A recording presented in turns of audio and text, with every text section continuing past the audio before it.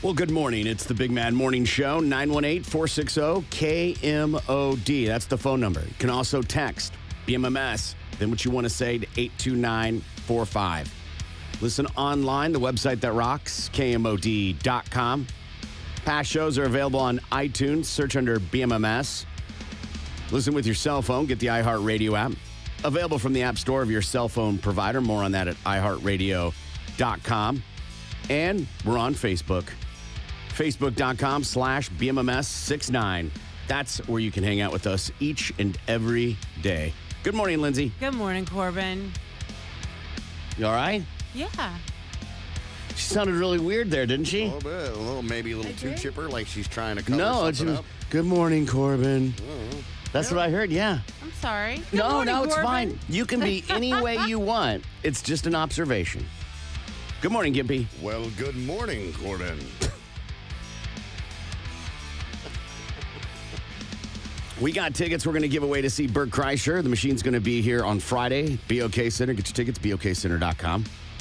We've got listener emails. We've also got to tell the truth, your chance to get to know the show better. And we're toasting our troops.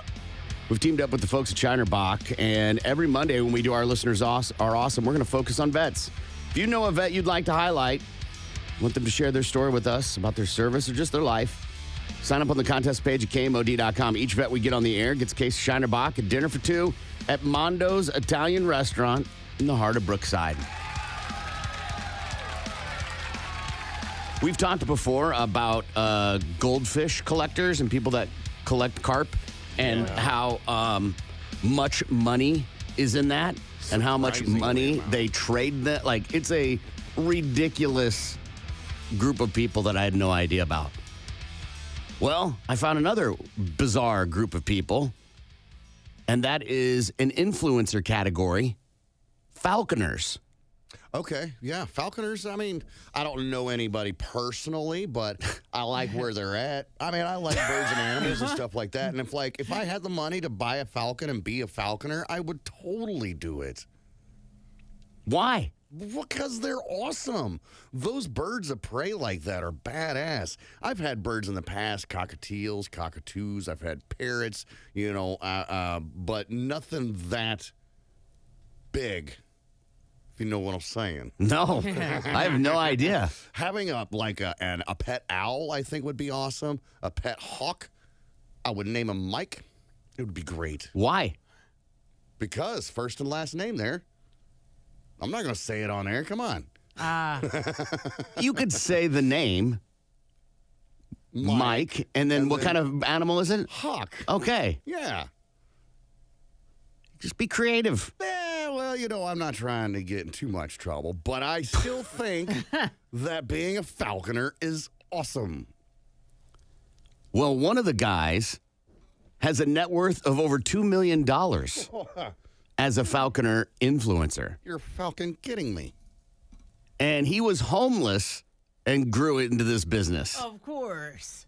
Huh. Okay, so he's like living under a bridge one day, and then he's like, man, I hate my life. This sucks. I got to do something with it. And then a hawk or a falcon comes to live under the bridge. He's like, I'm just going to do falcon things. This is like a good place to live. And then he becomes friends with the falcon. No, it was probably hurt somehow. Its wing was probably hurt or something, and it couldn't fly, so he... It's a more romantic story, yes, sure. exactly. I just think he was high on drugs and became friend with the falcon.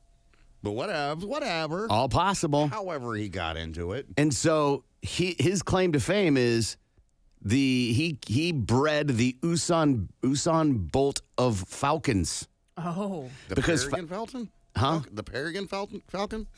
Peregrine? It's the fastest falcon in the world. You know too much. I know. How do you know that? I thought everybody knew about the Peregrine falcon. No. Why not? Why would we? We're not falconers. And so he breeds a lot of his falcon. His falcons have won more races in the Arab Falcon Racing Circuit, which is the falcon race. I didn't know Falcon Racing Circuit. Wow. I learned all this just from this article about falcon influencers. And his falcons have won more falcon races in this falcon racing circuit than any other. When he flies his falcons to Dubai or wherever, they take a whole charter plane. He gets a whole charter plane for the falcons. His Falcons, not the Atlanta Falcons. Right. Just correct. People that are just tuning in. Correct. Okay. To fly them over there. He is in such high demand as the Falcon influencer or breeder. Uh-huh. He's a breeder, but also does, that thing. Owns a Lamborghini. This man's got it going on. That's the American dream right there, man. Well, he's British, but sure. Nonetheless, you start from Could the be bottom. the British dream. Yeah. It's the world dream, man. You started at the bottom, you're homeless, and now look at you. You're chartering jets for you and your birds to go do competitions. I have this whole idea of a cross kind of storyline of Ozark and Sopranos, but it's about falconers. Tell me more. Well, it is a ruthless business. Okay. When you're up that high and people, the credit that goes along with having a fast falcon. Yeah. People are trying to take your falcons out. Think about dog fighting. Yeah. True. Right? That's not exactly a real friendly business. Forget the fact of what you do to animals. It's just not a friendly business. But and then there's this other guy who's a young guy who's, I guess, kind of good looking. That's the way they labeled it in the article. And that he breeds a lot of falcons for rap stars. Okay. That it's a thing to own a falcon. Well, yeah. To look cool. So it started with tigers, and now it's moved on to falcons. I don't know if it was ever tigers. Tyson had one. In a movie. I thought he had one in real life, too. Did he? Maybe he did, but he's not a rapper. True. He just hangs out with them. So, I get the point is there, rich celebrities with exotic pets like that. Yeah. Tigers, okay. I see falcons to be pretty exotic and pretty awesome.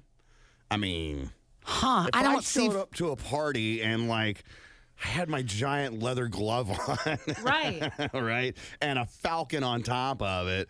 I'm going to say, or even if it wasn't me and I was just at a party and somebody walks in with their big leather glove on and their falcon on top, I'm going to be like, that's pretty badass. Who shows up to a party with a falcon in? I don't think that's bad. If we went to a big party, all three of us went to a party, let's just say whatever rich person, they invite us to their house for a party, and people start showing up with falcons, I'm going to go, so wait, you got out of your car, put on a falcon glove, and that's a weird accessory. Absolutely. Yeah, that's pretty awesome. No, it's weird. It's a weird flex of insecurity. You can train your falcon to go get you, some sweaty meats off the charcuterie board and then fly it back to you, and your falcon could feed you. That's falcon amazing.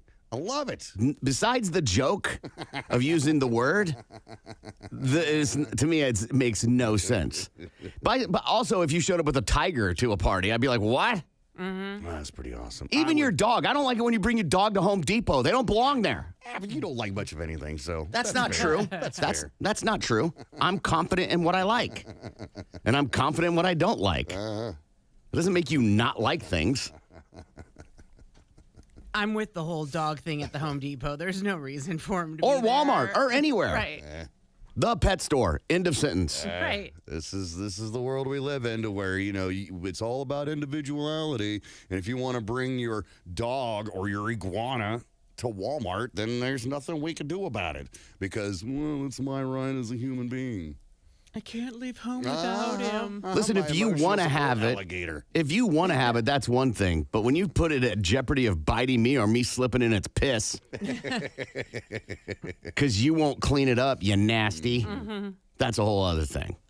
I've never come across that problem at the Home Depot or the Walmart or anything. No, I'm still pretty agile. Yeah. Well, no, I'm just seeing animals defecate in the aisle of the store. Really? I've never come across that problem. No, when you're in Walmart, you have a better chance of seeing a human pee in the aisle. Truth. Settle down. That's not. We've never even read a story of that. I've seen plenty of videos where they're in the frozen food section shaking turds out their pants. No, Like, you as they're haven't. walking off. It's No, so you disgusting. haven't. Oh, yeah. Oh, yeah. You have not seen videos I've of seen that it. happening. Surveillance videos, man. They're the ones up on the ceiling, man. I'm not lying. And it's one of them was this little lady, and you're thinking, what the hell? You would think as old as you are, you would know better. But I understand you're old and things aren't as good as they used to be. Maybe you couldn't waddle to the bathroom in time. But to shake it out right there next to the frozen pizza and then walk away like nothing ever happened, I find disturbing. I watched a video the other day on the TikTok. It was this old guy going up to a house to do an estimate or whatever, and he had an accident, and you see it come right out of his shorts, and it's just sitting right there on the stoop, and he just tight butt walks himself back to his truck and said, I'm done with the day. I'm going home, which I understand. That feels appropriate. If you Yeah. crap your That's a pants, good call. you should probably leave. But didn't ever say anybody to the homeowner like, hey, sorry, I left you a gift on your porch. If you knock on my door and we had a meeting for you to paint my house, to inform me we will not be having the meeting because of your loose bowels, and you left me a gift, it's safe to say I'm not using you. Right. You think? You I'll don't get need to another- reschedule. Right. Also, as a guy who's not a big fan of leaving reviews, I might not leave a review. I'll just leave information. I was just dumbfounded that the guy had made zero attempts to like clean up his mess. He just simply waddled back to his truck and got in and then left. If it was me, I think the most common decent thing to do is to, I don't know, at least get a stick and shove it off into the grass or at bare minimum do that. You know, if there's a garden hose close by, I was just gonna hose say. it down. But at bare minimum, find a stick, handful of leaves. Just kick it. That too. It's already on you. Just kick it. It's in. It's all over. It's all over. So yeah, what's it going to bother you? Know, but I don't want to track it through the carpet of my car, my truck. I get it. By the way, However, it's everywhere. ugh, people. Anyway, Let's see, Falconers. Duty. Okay. Weird leap. Anyway, Falconers. Crazy, huh? Yeah. And there's a Oklahoma Falconers Association. yeah. Big group, apparently. Yeah. We spoke to a listener on Our Listeners Are Awesome not that Yes. long ago that was a falconer. And I thought that was pretty awesome because I was like, how do you get your birds? And she's like, well, you got to trap them, you know, and then you got to go through a process or whatever. I was like, well, that's cool. You know, just listening and talking to her for that little bit, I was like, I was intrigued. Now, I'm too lazy to go out and try to track and, you know, trap a falcon or a bird of prey of any kind, but I still think it's awesome. Much like the porn industry where they do a lot of testing and checking and like state control, Falconer, same way. Yeah. You got to have a lot of tests. It's got to be well maintained. Yeah. Yeah. Bizarre, but why falcons? Why that animal? Well, I don't know if it's just falcons. I think it might be all birds of prey like that. Falcons. Okay, and why hawks. just birds of prey? Yeah. Why only that exotic Okay, I know animal? what you're saying, yeah. Why don't they do that with all animals? Yeah, that's a good question. exotic animals, specifically? Because they don't test you. You don't have an organization come and questioning you about your iguana or your snakes or whatever. But Right. I mean, maybe it's because that's the only way you can get them. Is to trap them? I don't know. I tell you, you want to see a badass bird since we're on the bird subject, and I like birds and I want to buy a bird, but I'm too cheap to buy a bird right now. Google the Dracula parrot. That's a badass looking bird that I'm like, all right, $2,500, $3,000. Whoa. If I had the cash, I would totally do it because those are badass looking birds. The Dracula parrot. Oh, yeah. Yeah, it's like all black. Right, that's with the like some nickname, bright red. right? Yeah. The scientific name, real name, it's too long for me to pronounce, but I do The know it is. pesquet parrot? Sure. Is that what you would say, Lindsay? The pesquet? Yeah, Yeah. Dracula parrot. 2-pound parrot? What do you feed it that? You know, I don't know. When I had a regular green parrot, we just fed it like the regular seeds and nuts that you get at the store or whatever. You can't buy this species of bird. It Sure you can. says. I just bought it. I just found it on a site. Right. MacawParrotShop.com has one for on sale off $8,500 for $2,500. See? What a bargain. I don't know if there's More than half. It says here it's listed as a vulnerable species, therefore you cannot buy this species of What does bird. that mean? What's vulnerable? I know about extinct. Right. What's vulnerable? Well, it's got some, emotional issues. Its population some is scars, decreasing. some baggage. That's what vulnerable means. I never heard of that phrase used for an animal. 20. It lives 40 years. Get out of here. Yeah, that's another thing. Like when it comes to those types of animals, Yeah. you're in it for the long haul. Yeah, because some birds will outlive you. The Well, hell, palm cockatoo is kind of cool looking. the iguanas live anywhere from 15 to 20 plus years. So if you get one later on in life, like I've got one that's only like maybe a year old, I'm going to have him until I'm like 60, which is okay. He's cool. Figs. That's what you feed him? Dracula parrots have a specialized diet of figs. I like figs. You guys can sit down and share figs together. I like figs, but they also do a thing. Yeah. And now we're going full circle. All right, listen, we've got tickets we're going to give away to see Bert Kreischer at the BOK Center on Friday. Tickets available at BOKCenter.com. When we return, we got news quickies. You're listening to the Big Mad Morning Show. This is Dumpsters that take on full pieces of furniture. Yeah. It's a junk removal company. So It's probably like cleaned Oh, out okay. house or Yeah. whatever Okay. like that. Yeah, I got a buddy of mine that works for local trash company, and he finds weapons all the time. He's found knives and guns and stuff, and yeah, that doesn't surprise me any. Does he have to alert the authorities if it's a gun? You know that? I don't know. I didn't ask. You think that would be something to ask, but I'm like, Yeah, oh, in case that's it's cool. stolen or part of that a would- crime. That would make sense, yeah. Kelly Sarber, the president and CEO of Strategic Management Group, trash cans aren't the only places where creepy things are lurking. It's fairly frequent that we have homeless people mistakenly fall asleep inside a dumpster and delivered to a landfill or other processing facility. Did you say common? Yes. Yeah. I know it happens. Fairly frequent, she says. Yeah. Same trash buddy. Same buddy that's trash, man. He's a good friend. He's not a trash buddy of mine, but same thing. He's had bodies roll out, people, homeless people that have fallen Sure. asleep in there. He has lifted up trash can to dump it, right, and found prostitutes back there at work. Behind the trash can, working. People doing drugs and stuff back there. So, yeah, that's another not really surprising at all. Yeah. One guy says, I worked at a medical waste factory where we would find amputated body parts and bins full of blood and used needles. Yeah. Cold hard cash. I found $4,000 worth of cash in a cereal box once. Nobody will ever look in the tricks. Yeah. Local gypsies had been cleaning out their caravan and threw out the box of cash by mistake. Did you say gypsies? Yes. Huh. Yes. Okay. We managed to find the box and rightfully return them their money.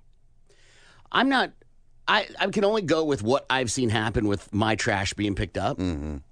And they don't go through the trash. Right. They just dump it in the thing. Yeah. And on to the next stop, right? Yeah. And I would think when they dump it at the dump, they back up, open the hatch, dump, pull away. Same. Yeah. That makes sense for like private residences because mostly in trash bags, and if there's anything that's too large to go in there, let's say a couch or lawnmower or something like that, usually go beside the trash can, not Fair. inside of it, So I can see why they wouldn't go digging through your particular trash, a private residence trash. But with public dumpsters, these big ones, we got people out here all the time dumping stuff in our dumpsters in the back parking lot here. Yeah, but the Trashosaurus Rex comes and gets it. Right. They don't even get to see, most of the time they don't even get to see in it. Right. And again, they back up, dump, never even seen the again, from what I've seen, maybe they do stand out up beside it and watch it. But Right. people that are trash people that are listening to the show have told us they don't get out of their rig. Mm-hmm. Only to open a gate to get to the dumpster is the only time they get out of their rigs. Mm-hmm. I wonder what that day was like when the automated garbage trucks came through, like the day that they got those. or they were told they're getting those, what that day was like. They probably hated it Why? because it eliminated jobs Oh, that's true. Well, I still see 2 or 3 people in those trucks. for residential, but for Trashosaurus Rex that picks up the dumpster, Yeah. it's one person. Right. Okay. Kelly Sarber, the president and CEO of Strategic Management Group, again said that we had a woman in New York City mistakenly toss her diamond ring into the trash. She then paid an undisclosed amount of money to have one of the massive barges that took waste from Manhattan to Fresh Kills landfill pulled out of service so the garbage collectors could dig through the thousands of tons of trash until they found it. And they did find her ring. Raccoons. My favorite thing about emptying people's trash is the raccoon surprise. You open the top of a can and stick your hand in to grab the bag, but instead grab a raccoon or 2. I saved a few of those cute little creatures. Cute. Get out of here. Yeah, no kidding. Text came in. I also learned that people tip the trash man with cash and beer. Nice. I mean, cash, I've done that. I've tipped the trash people. The problem is they're not always the same people on every route. Right. And then, so I'm thinking them, what, for the one time they did? I don't know. But to tip beer, I don't know if they drink beer. Right. You're just assuming at that point, and then they take it anyway just because of the gesture. Oh, thanks. Right, I'm and a throw it recovering in the trash. alcoholic, Yeah. They're asshole. like the rich people who throw away new shoes. Right. Yeah. Brand new electronics. My friend's dad was a garbage man, and when he would pick up from places like Walmart, Best Buy, if they had TVs or PlayStations, any type of electronics, laptops in the garbages, he'd bring them home. He had friends that would fix them, and we'd get new electronics.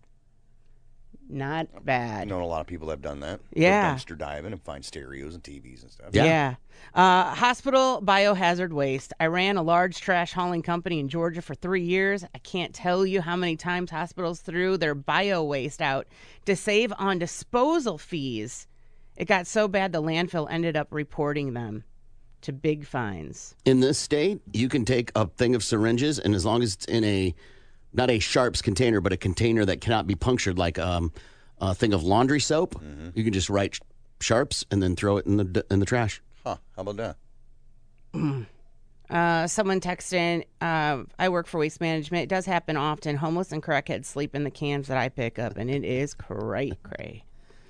Yeah. So anyway, one man's trash isn't always another man's treasure. Overwhelmingly, you gave us garbage. Thought we'd do a little fill-in-the-blank news. I'll read part of a headline, leave part of it out. If you can guess the blank part correctly, good on you. First one, Mattel introduces blank Barbie doll. Mattel introduces blank Barbie doll.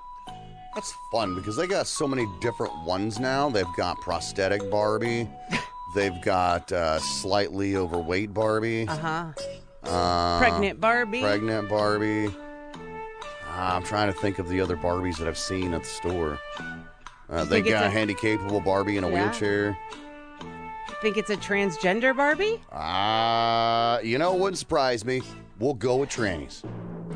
If you've seen the movie, you know Kate McKinnon is a breakout character in the movie. Weird Barbie, from the hit movie Barbie, is getting its own doll. The doll, inspired by Kate McKinnon's character, and is complete with a pink baby doll dress, short, spiky blonde hair, and pink and blue highlights, squiggly forehead line, and a circle around her eye. Announcing the doll on Instagram, Mattel wrote, "Barbie knows what it's like to play just a little too much." The Barbie movie has earned more than $1 billion at the global box office, making it the first. Good morning. It's the Big Mad Morning Show, 918-460-KMOD. You can also text BMMS and then what you want to say to 82945. News quickies are stories you may have missed in the news. We cover them here and put a link on our Facebook page at facebook.com/BMMS69. It's time for News Quickies, world news, local news, and news that just makes you say, what the Now here's Corbin, Gimpy, and Lindsay with what's going on. News Quickies from the Big Man Morning Show at 97.5 KMOD. Man charged with flipping a porta potty, trapping people inside. This happened in Manchester, New Hampshire. Man's facing charges after police say he knocked over a portable toilet containing a woman and child who became trapped. God damn. I know. Witnesses told Manchester police that the man and woman had began arguing near the porta potty at Dairyfield Park last Wednesday when the woman, who apparently didn't know the 18-year-old man, went inside the porta potty to help her daughter. The man then pushed it over, and the porta potty landed with the door on the pavement. So they were definitely trapped. Bystanders ran over and overturned the toilet, freeing the woman and the child, who were reported being covered in feces and bodily fluids. Nasty. Yeah, but not physically injured, just a bit crappy. The man was arrested and charged with criminal mischief and criminal restraint. He was also charged with simple assault for throwing something at one of the officers. It was not immediately known if he's being represented by an attorney. Duty. That's a whole nother thing to tip somebody in a, like, I get it, your friend, maybe festival, whatever. Guy on the site, whatever. But a little then, kid, come on, right. Random strangers. Oh, God. Yeah. Especially at the end of the festival. Maybe the first day I might give a pass. Right, because it's mostly just blue. Third day of Rocklahoma. No, thank you. Right. So what's the crime there that's in that one? Criminal mischief, maybe? Yep, that's it. that's And what he criminal got. restraint Okay. And I'm sure she could sue him. for doctor bills Sure. and emotional distress, physical distress. He sounds like a guy's got a lot of money. Right. Guy snatches delivery right from homeowner's hands. This comes out of Pennsylvania, where a guy that goes by the name of Henry, he ordered 6 iPhones for him and his family. And the FedEx driver drops them off, puts them on the porch, and then leaves. Henry goes out to the porch to grab the package, giggity, and as he's getting the package off of his porch, there's an Amazon driver that is delivering another package. So far, so good. It's just a heavy package-filled kind of day. Well, as the Amazon driver is walking up to the house to deliver the package, this dude just comes out of nowhere, runs right past him, blazes right past the Amazon driver, and then snatches the package from FedEx with all the phones in it from Henry's hands, and then runs off. And then jumps in a Tanzan and then speeds on out of there, leaving Henry bewildered, wondering what the hell just happened. Anyway, to make it even more strange, minutes after the package was snatched from Henry's hands, Henry got a mysterious phone call from an unknown number that demanded that he return the stolen cell phones. And Hank's like, I don't have them. They were stolen. Nonetheless, the police are still looking for this guy, this package snatcher, and they say here that anything over a stolen package is valued over $2,000 is considered a third-degree felony with up to 7 years in the big house. Whoa. Yeah. There's a lot of weird stuff. It has to be an inside job. That's has what to. I was wondering. Yeah. Somebody to be lying in wait. You don't know if someone's getting a dildo or an iPhone. Right. And the fact that there's 6 feels like they had to have the info that was about to get delivered. Right. But where from? From FedEx. So maybe a FedEx employee sorter. knew that's what was in there, opened up the package, sealed it back up, printed off a new label or whatever. I think it's more of they know what the package looks like, Okay. right? And though it doesn't say Apple on it, Right. they would know what the package looks like and what it says. And also, 6 iPhones? Right. Who are you? Well, it's for But- him and his wife and their 4 kids. It's still $7,000? Yeah. Well, maybe he traded in an iPhone and got a new iPhone with one of those big Sure. deals. Who knows? Sure. But when it comes to FedEx, it probably the Apple boxes came. You know what I mean? Because when you get the Apple iPhone, it comes in an Apple box. Yeah, but when you get it delivered, it's in a nondescript box, Okay. plain cardboard box. But it's like knowing You can't see that it's a Playboy because it was in a black sleeve, but everybody knows it's a Right. Playboy. Those were The mailman's like, you perv. Yeah. we'll send it in a nondescript box. Right. That everyone knows what a nondescript box is. All right. Regular box that says XXX on the front of it. Right. You might as well just say, not porn, not here. Right. One person died after pizza delivery turned violent. This happened outside of Houston, and one person is dead. It happened over the weekend. The driver knocked on the door of an apartment and was met by a pistol-packing customer. The delivery man whipped out his gun and shot the 21-year-old dead. He stayed on the scene and cooperated with investigators. Didn't know pizza delivery people packing. No. I didn't either.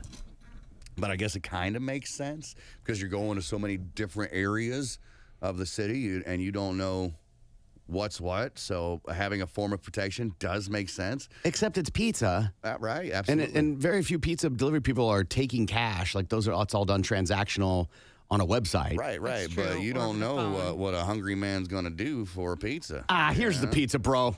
Or And here's my gum. Like, Right. take my phone. It's your life. or the driver knew the pizza delivery person, and that was the way to get him to his house. Like it was personal. Maybe. But then I think that would have been said in the story. Like, they knew each other. Mm-hmm. And the fact that he cooperated tells me it was like, hey, man, he came at me packing. Yeah. I felt threatened. Yeah. I Yeah. shot him. Yeah. And then ate a slice of pizza while I waited for the police to show up. I feel like you could. I think you should be able to. You're Why- losing your job anyway. Oh, yeah, for sure. Why would you answer your door? Why would you order pizza, answer your door with a gun in your hand? I don't have a good answer. Yeah. You live in a rough neighborhood. But if you ordered a pizza Yeah. and know it's arriving, that shouldn't be a shock. Yeah, true that. But, let's just say this is all speculation, but let's just say his neighbor or somebody a couple houses down just went through a home invasion, and Still. and they didn't know. So it's like, all right, I get it. Look through the peephole. Not every doors have peepholes, though. True. So But I you're mean, expecting it. I think you're making a valid point, like maybe there's been a problem or whatever. But when you expect somebody to be knocking on your door, why are you answering with a gun? The only thing I can think is he had the wrong house. Like somebody ordered it to be delivered to this house. As a joke, I guess. Or don't be ordering pizza. Take your lazy ass off the couch and go pick it up yourself. If you're that paranoid. Yeah, I don't think he ordered the pizza is what I'm saying. Okay. I don't think that was part of it. That would be the only explanation why you would answer the door with a gun. Mm-hmm.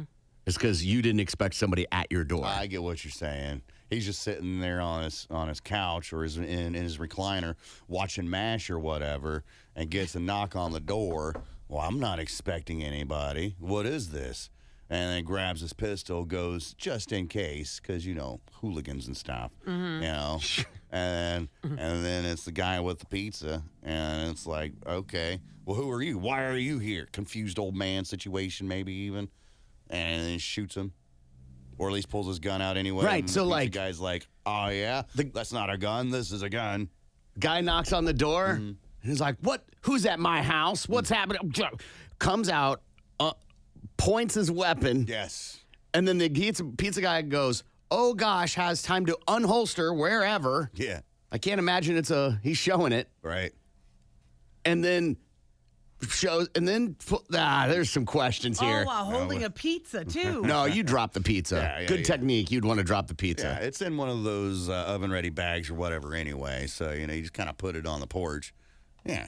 And you pull your piece, and now you have a pizza standoff. Right. A duel. Yes. I'm not saying this would matter or should matter. However, what pizza are you putting the gun down for? What topping? Like, all right, so it's like everything's cool. I'm going to put this gun down on the ground. I'm just going to get my right, pizza. Okay. right. Hey, wait, what kind of pizza? Hawaiian? Ah. Gotcha. And you shoot. I'm picking up what you're putting down. Or meat lovers, you're like, okay. Yeah, never mind. Yeah, no. DeMarco, that's it. One pizza. You gotta that's it, because you gotta eat that when it's nice and hot. Yeah. Gimpy? I'm going to go either like a Supreme minus the mushrooms. You know, if I open it, I put the gun down and I get the pizza and I notice it's a Supreme, but it's got mushrooms on it, I'm picking the gun back up. You know, shooting him in his knees or something to that effect. But probably like a meat lover's, regular old pepperoni. Yeah. That's just how I am. Definitely not cheese. Supreme would be the only one I'm shooting on. You're going to shoot somebody over? Oh, Supreme yeah. pizza? Any other, I'll take it. Oh, okay. Because you don't like the green peppers and all that stuff. Yeah, I don't like Supreme. Gotcha. It's just too much. Yeah. I feel like it's like crab, like I'm fighting too much. Yeah, I don't think that I would shoot anybody over any particular pizza. Even Hawaiian. Mushroom. Just plain old mushroom pizza. Oh, yeah, that's just gross. That's definitely neat.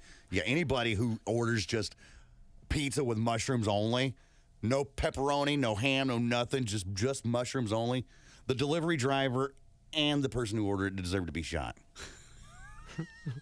You hate everything. And the manager at the pizza store who allowed that monstrosity to be made. Let's be clear, you don't love pizza. That is true. Right. So you might shoot anyway. That is true. I mean, but for a slice of pepperoni, I'll be all right, as long as it's thin crust. All these stories are on our Facebook page at facebook.com/BMMS69. Tulsa's Morning. Candace, a woman named Celia Hardy, found the body of Margaret in a plastic bin and then decided to help dismember and dispose of the body. They believe that the two women used a chainsaw to cut Granny's body up and then threw the body parts on a grill and a bonfire in attempts to burn and destroy the body parts. Either way, they searched the house. They say that the remains were so badly decomposed that you can't do a physical identification of the body. So they're hoping, and they're 98% sure that DNA testing is going to come back and say, yeah, this is definitely Margaret. Nonetheless, both women were arrested. Candace is being popped for murder, and then Celia has been arrested and being charged with accessory after the fact. It's one thing to kill somebody, I think. I think it's a completely other to dismember them. Yeah. And another for it to be Meemaw. Right. The human body contains a lot of blood. Like, more than I want to see at one point in time. So I feel as soon as you start hacking away with a chainsaw, that's just going to be a bloody mess everywhere. It's like putting together a swing set in your backyard. You're like, I can do this. And then you get in, you're like, I'm going to need some help. Right. So you call your kids to come help you put the swing set together. Yeah. If you've ever put together a swing set in the last 5 years, it shows up and you're like, okay, yeah, I could do this. And then on day 2, you're like, we'll put that on later. Right. Kids don't need a swing, do they? Yeah. Nah. I think the monkey bar sat in my garage for a good year. They're not going to be able to reach up there and grab it anyway. Right, exactly. Do you think Meemaw was a bad person, abusive, maybe? Are you justifying have it? to be? Are you implying that if she was, then she probably should be dismembered? No. But would she have to be for it to be like, You brought it up. okay? You brought it up. You tell me. Well, I look at Dexter, like the show Dexter. It was like he was almost like the good bad guy because he was taking out bad people. No, Dexter was a horrible person. Oh, see, I looked at him as a good bad guy. He was taking out bad people. Like a Robin Hood sort of thing. That instead of Yes. robbing the rich and giving to the poor, we're just killing bad people. Uh-huh. Jack the Ripper is another one, killing the whores of the world. Yes. If you think that's bad. Yeah. Yeah, Dexter was not a good person. I thought so. I thought he was good. But he was hurting people. He was killing people for minor things, not huge infractions. Some of them. Bumped into me at the grocery store. No, Yeah. no. Some of them, sure, but not all of them. Oh, he wasn't doing it for bumping into me How at the grocery dare you store. take the last bagel at work? I've got the longest running game shows in television history. Fun. You want to guess one? Jeopardy. Jeopardy's on here. Yeah, Wheel of Fortune. Wheel of Fortune, of course. Mm-hmm. That's The what brought Price us- is Right. Price is Right, of course. Okay, so those are the 3 basics. What about Press Your Luck? No. Yeah. So, Who Wants to Be a Millionaire? Really? 22 years. Password, 23 years. The Pyramid. What's My Line? 24 years. Pyramid, 25 years. Let's Make a Deal, 35 years. Wow. Now, does that count? Because it wasn't 35 years consecutive. It was Right. It was the Monty guy for a while, and then they brought it back with Wayne Brady. So I guess mash them together it works. Yeah. I feel like it should be consecutive, like Price is Right, Wheel of Fortune, and Jeopardy. Those are all consecutive years. Yeah, I think if you work at KMOD and then take a break and come back, you get X number of years, Okay. right? Alrighty then. Ooh. Family Feud, 40 years. Okay. I was gonna- Wheel of Fortune, 48 years. Jeopardy, 54 years. This show I've never heard of because it's in another country. Des Chiffres et de Lettres. Sure, easy for Numbers and Letters, 56 years. It's still on today. Price is Right, 60 years. So that's the longest. Price is Right. Price is Right, yeah, Wow. is the longest one. Or is it going to be a thing that comes out like it did with Bob Barker that he had to kind of step away because He old. he like a miscusi. Oh, Yeah. I didn't think about that. Yeah. Well, it was a different time then. Right. It changes. Empathy towards humans. All right. 60 years is a long time, though, for a game show. Yeah, for sure. It just makes me wonder how long those are going to be on. Are they going to keep doing it? They're going to revamp it, make it different so they can keep that name going? Because really, that's all that they're. I mean, people are going because of the name. People were watching because of the name, because they watched it growing up. You know, everybody knows that when you're sick and you're staying home from school, you're watching The Price is Right. Yeah. You I know? think shows like Price is Right is a different game show, obviously, than like Jeopardy or Wheel, because they have to technologically evolve. Okay. They have to evolve the show and the games. Right. You can have some classics, but you've got to introduce new games on Price is Right because technology changes and people's understanding of things changes. That makes sense. Wheel of Fortune, it's spin a wheel, earn points. It's Now, the how same they game. derive the letters and things like that, or on Jeopardy, can obviously change. But overall, it's the same game. Yeah. There's no need to change it. Tic-tac-toe, celebrity whatever, doesn't last because you get annoyed. You get annoyed with the... Just because you're famous doesn't mean you're awesome. Yeah. Right. Hollywood Squares. Yeah, thank you. Yeah. And some of these other shows, that's why like Pyramid and like it runs its exhaustion level. That's why they don't do just Celebrity Wheel of Fortune. You want to see people that are like quote unquote you win. Right. It gives you hope Absolutely. and a chance that you could be on that show someday and you could win that money. The number of people that are like to know someone to be on Wheel of Fortune is rare. Think about all the times they come through and recruit people, and then how many people from here actually get on the show? Not very many, if you think about it. So where do those people come from? Well, they recruit people. Some are up and coming actors. Like Okay. they tried because they have to fill it. Lindsay's tried to be on game shows before. One of the hardest parts about being on a game show is that you have to fly out on your own, put yourself up, and you might get on the show. Right. They don't pay for you to be out there until you finally make the final cut. And when you're on the show, you might just get the minimum, which is like $1,000 now or something like that, which you're Yeah. like, that's a lot. It is a lot. Not after hotel and airfare and expenses In California. in anywhere. Yeah. You go to any hotel, you're not gonna, even if you're gonna stay at the Comfort Inn. Right. And if you are, it's still $200. You're there a week. That's $1,000. It doesn't matter where it's at. You ain't staying at the Sunnyside Inn with the satellite dish painted yellow. Right. With all the crackheads and whores. Well, I mean, you can get that anywhere, any hotel, right?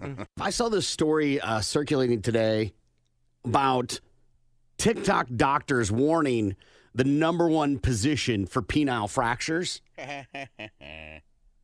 Number one, 50. I want to make sure I get that. I would hate to fumble this. It's the most dangerous sex position, according to science. It's the cause of 50% of penile fractures. 50. That's a lot. So of all the penile fractures that happen, half are because of this sex position. What do you think, Lindsay? Doggy style. Okay, Gimpy? I am going to say it is the reversed cowgirl, It is the reverse cowgirl. which is my favorite by far. Sure. Yeah. Yes, all of them are good. Yes. Yeah, I don't know. Even plain old vanilla is good. Yeah. Yeah. The line of great is pretty thin from a guy's standpoint. Right.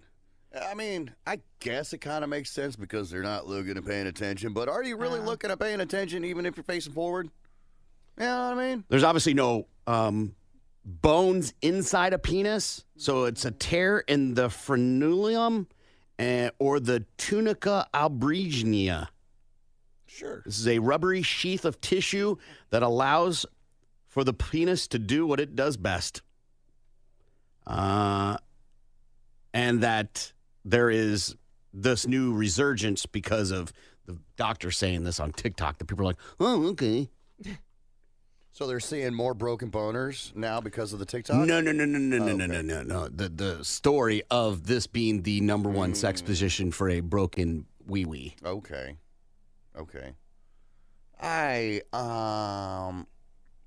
I've never had a fractured penis, so I don't know what that would be like. It's not fun. I mean, it didn't break or anything. You've had a fractured penis? I don't want to say fractured, but, things didn't work out the way that it had, and it should have zigged when I should have zagged. You know what I mean? I'm glad you're saying this. I was hoping you would say this. Yeah. How would you know?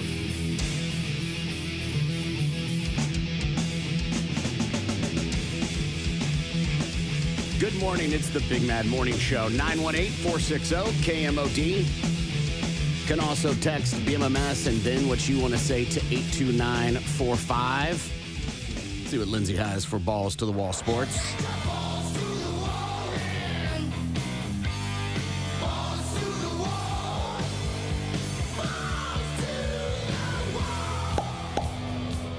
Well, the Celtics moved one win away from the Eastern Conference Finals with a 109-102 win over the Cavaliers in Game 4 of their second-round series. Jason Tatum totaled 33 points and 11 rebounds to help the Celtics take a 3-1 series lead. In the West, we have a series. Despite leading by as many as 14 and controlling most of the game, the Dallas Mavericks were unable to close out Game 4 as it was the Thunder staging a fourth-quarter rally to pull out a 196 victory to even the series at 2 games apiece. OKC got a superstar performance from Shai Gilgeous-Alexander, who carded 34 points along with 8 rebounds and 5 assists.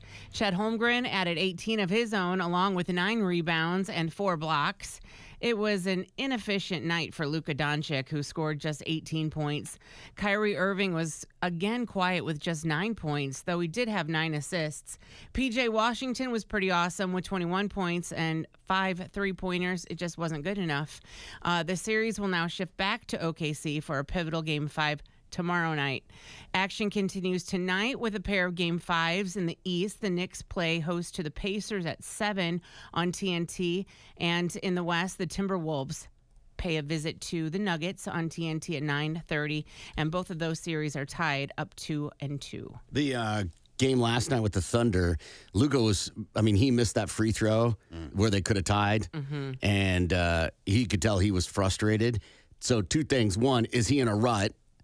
Or could he bounce back and be even more ferocious? That's the part that's crazy, is you don't know which one are we going to get next? Because they just need one. They just need that one break of him. When he doesn't play well, they are not good. All right. I hope he continues to play horribly. Of course.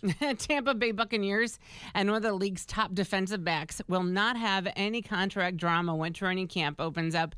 The team has given Pro Bowl safety Antoine Winfield Jr. a 4-year contract. According to NFL Network, the deal's worth up to $84.1 million with $45 million guaranteed. The contract makes the safety the highest paid defensive back in the league. It is the first time a safety has ever held the distinction. Winfield had a fantastic season last year for the Buccaneers. He started all 17 games, made 122 tackles, had 6 sacks, led the league with 6 forced fumbles, and snatched 3 interceptions. The Bucs placed the franchise tag on him earlier this offseason. And that is your Balls to the Wall Sports. I'm Lindsay on 97.5 KMOD. Balls to the Wall Sports is powered by the award-winning service of Groundworks Tulsa. They ended up arresting the girl. They didn't say what the girl and the mom were fighting over, and they didn't say what led to, her wanting to set the couch on fire. My guess is probably just angry teen and probably had some alcohol involved in there somewhere. That's just my theories on it. Nonetheless, they went ahead and arrested her for arson, and the investigation continues. So many things on this. Mm-hmm. They don't let you get your luggage. Like, you went out of the hotel, and then they're like, you can't go back in. Right. So you got to go find a place without your stuff. Right. Wallet probably. Right. Credit cards probably. Maybe your phone. And so all you're in is your skirt, your tidy whities or whatever. So you're talking about the 320 guests that were evacuated. They did let them all go back in. All the guests were allowed to go back into their room and go back to sleep after it was all said and done. I'm shocked by that because the sprinkler system has gone off. But just and it flooded the floor. The lobby area, though. Just the first floor and that lobby area. Anybody still feels like danger, Will 2 Robinson. through 9. Oh, I totally get you. Smoke damage, smoke inhalation, whatever.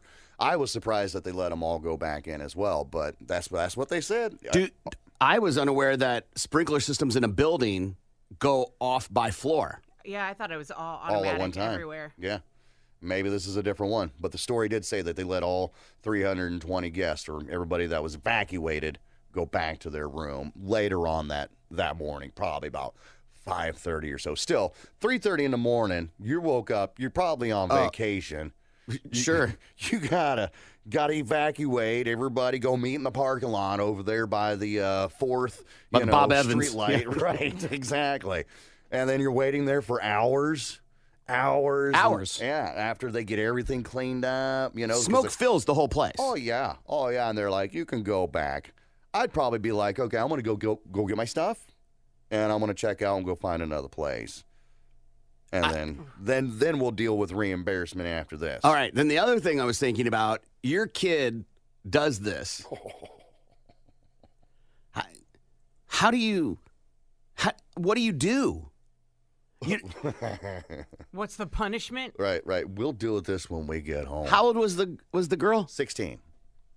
Yeah, like, what do you do? You're grounded. Grounded no for screens. Arson. Yeah. Right. She's 16 and went to jail for arson. So chances are this parent or the parents are going to be like, well, she went to jail and she's being charged, and they're probably going to take out the couple $100,000 worth of damage out of her Right, that's allowance. a whole... Bro, yeah, right? Right. It feels too late. Like, you already, she's So already... give up. Okay. Give up on your kid. Okay. No.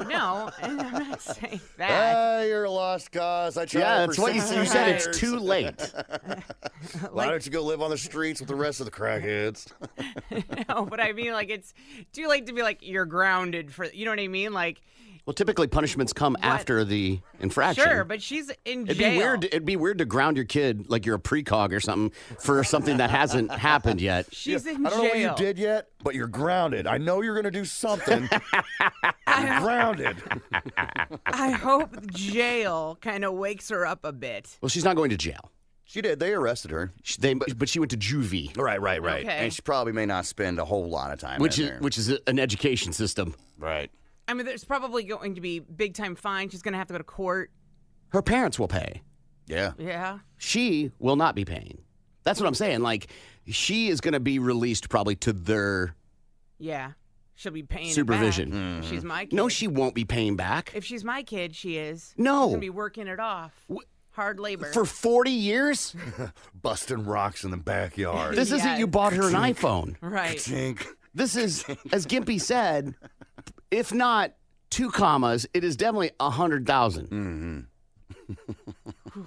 She would be paying back forever. You owe me every paycheck for the rest of your life. Well, that makes no sense either. When you retire, I want your retirement. I want your 401k. See what I'm saying? Like, it just creates all these questions. Make sure you powder your balls. We're going to change it. It's not patio parties. It's now powder your balls parties. I like that. Are you going to bring the powder? Are you going to be doing the powdering? Who's powdering? Every patio party Powder since the before you age of time. Right. Every single one. Powder them up. Absolutely. Do you just like put a pile on like the counter and just kind of dip like you would your donuts and your coffee? No. Or? So what I do is I put it in my hand, right? And then I waddle into the carpeted area in the closet, right? Okay. And then I have to it's kind of like a squat. Okay. And then I do the sides. Okay. And then I go underneath. Okay. No padding at all whatsoever, just kind of. No padding. Okay. It's not It's not playtime. Well, what you do in your carpeted part of your closet is your business. And then whatever's left Is it a goes rub? in my armpits. Okay. Makes sense. If it's not a pad, is it a rub down? That's what I said. I said rub. Yeah, on Right, each side. right. Yeah. Okay. Right. Yeah. What, are you a patter? I'm not a patter. I'm not even a powder. Dude. I'm a sprayer. Dude. I'm a sprayer. I got the talc spray, man. No. Dude, going with powder is a game changer. You say that now, but on a steamy, balmy day like it has been, you get that cold spray on your boys. That's temporary relief. Yeah. I'm talking long lasting. Yeah, but I mean, it has the powder in it, and it does last a while. But that initial shock of the freezing cold air blasting in my balls feels great. Don't knock it till you try What is the movement is what I'm worried about. What, you think it's going to blast them off like It like could a sand Yes, blaster? I know. I don't want a cold burn. Airport runway worker killed after being sucked into the airplane engine. Yikes. Federal officials are investigating the weekend death of a grounds worker at the Alabama airport. NTSB said the worker at Montgomery Regional Airport was killed after he was sucked into the engine of an airplane. It happened Saturday afternoon, according to the NTSB. The American Airlines plane had just arrived from DFW when a ground support personnel was ingested into the engine. The unidentified worker was employed by Piedmont Airlines, which is a subsidiary of American Airlines. So, if you look at an engine, when it's not moving, it's got the little curly Q. That is on there to know if the plane engine is on. Well, that makes perfectly good sense. I guess it didn't work for this guy, though. He may not have been present that day or skipped that part of the training Right. process. I wonder what that is. Dude, I don't even think you probably have time No, you don't feel anything. to. And does it? So when I was in high school, we had a family friend that owned a chicken farm, and during chicken harvest season, we would go and he'd pay us, and you make good money, right? Yeah. And you load up just the females, you don't load up the males, but you have to kill the males, and you're supposed to pop their necks and throw them in one of the cages, and then they get collected later, right? Yeah. Okay. Yeah, makes no sense. I'm sorry, cancel me. I don't know. I'm just saying that's the way it worked. Some of us, not me, would throw the chicken into the industrial fan. That chicken into the industrial fan, which are those big. Boom, boom, boom, boom. No, not me. Have you seen my throws? I would never do. Listen, Pepsi bowling champ of the 8th That's grade. not throwing. You got to throw a ball. It's rolling. Whatever. You rolled that rooster on into the fan. And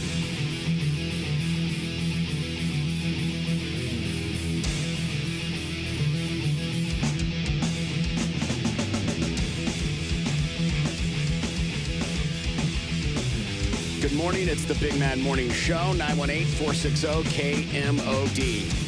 You can also text BMMS and then what you want to say to 82945. Good morning, Lindsay. Good morning, Corbin. In a couple hours from now at 9 a.m., it's your first chance of the day to rock the bank. Put $1,000 in your hand. You'll have 9 chances throughout the day to win $1,000. Spend it any way you want. Maybe put it in your savings account. When you hear the nationwide keyword, enter it online at the website that rocks, KMOD.com. And $1,000 could be yours. Again, at 9 a.m. this morning, and then 8 more chances throughout the day after that. Good luck. Good morning, Gimpy. Well, good morning, Corbin. We want to toast our troops. If you're a veteran, we'd like to hook you up with a case of Shinerbach and dinner for 2 at Mondo's Italian Restaurant in the heart of Brookside. All you got to do is go to the contest page at the website that rocks, KMOD.com. You'll see it, Toast Our Troops. If you're not a vet, but you know a vet and you want to nominate that vet, you can do that too, and then we'll talk to you on Monday and get them taken care of as we toast our troops. So a couple weeks ago, you guys said you could tell the difference between mayonnaise. And so I went ahead and have put together a mayonnaise tasting test. We're going to go on 3 categories: smell, color, and taste. I've given you guys a score sheet. So by color, we'll start with color. I'll give you the 3 samples, and you will go, by color, I think this one is this brand, and they're designated A, B, C.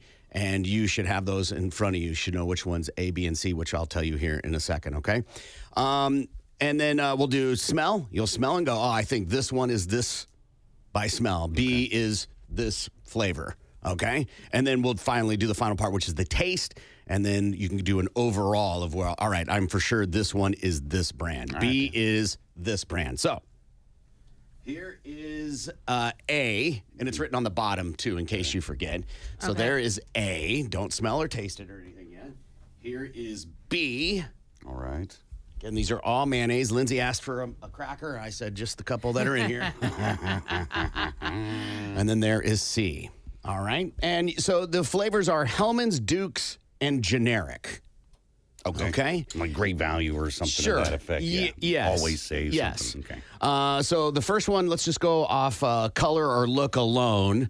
Go ahead. I'm going to have Gimpy go first. Gimpy, what do you think on color alone? Go ahead and tell us what you're thinking on the mayonnaise. All right.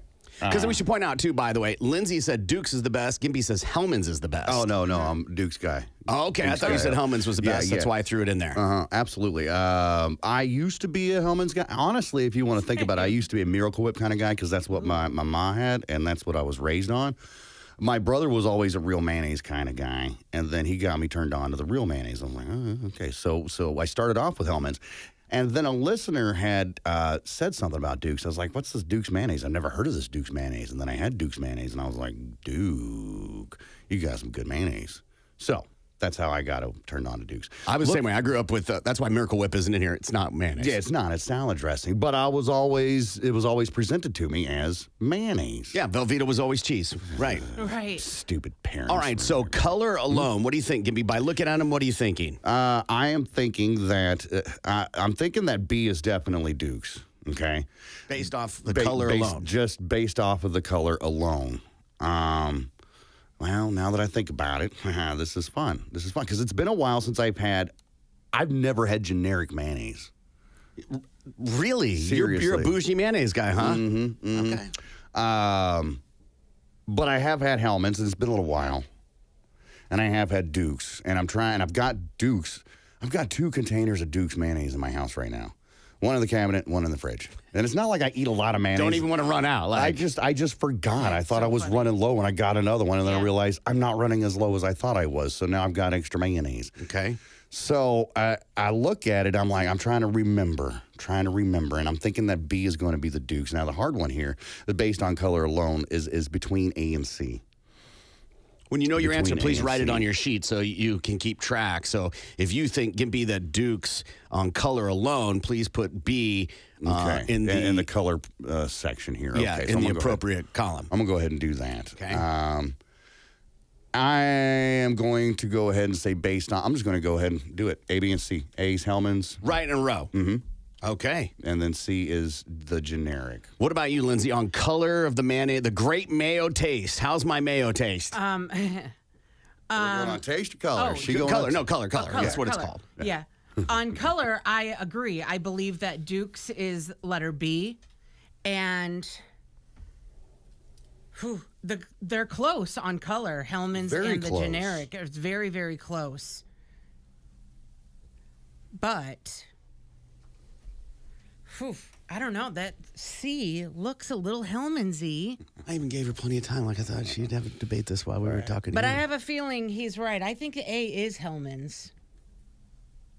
I think A is Hellman's based on color, and generic is There's only one left. C. Yeah.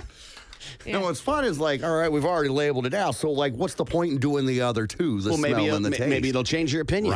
Right. Okay, so go ahead and start with smell, Gimpy. Okay. Smell A. Start with A. Oh, big smell. He is okay. the smell guy. He is. He's got quite the astute nose. Oh, he's pulled off to the side. He's really like he's some sommelier of mayo. Who says I'm not? I got my nose down in there. And the fun thing is, like, I just got done smoking, so my smell is not a little quite messed up. Yeah, it is. But it always is anyway. I mean, I was going to say don't smoke, and then I was like, that's like talking to myself. Yeah, that's not going to do any good. All right. Based on smell. All right, that's A. Okay, you got a little bit of my mayo on your nose. Okay, yeah, you got it. All I'll right. wipe So that now out. smell B. I want to smell B. Big. Is there a difference? What flavors are you smelling like? Oh, it's a lot of vinegar. Okay. A lot of vinegar.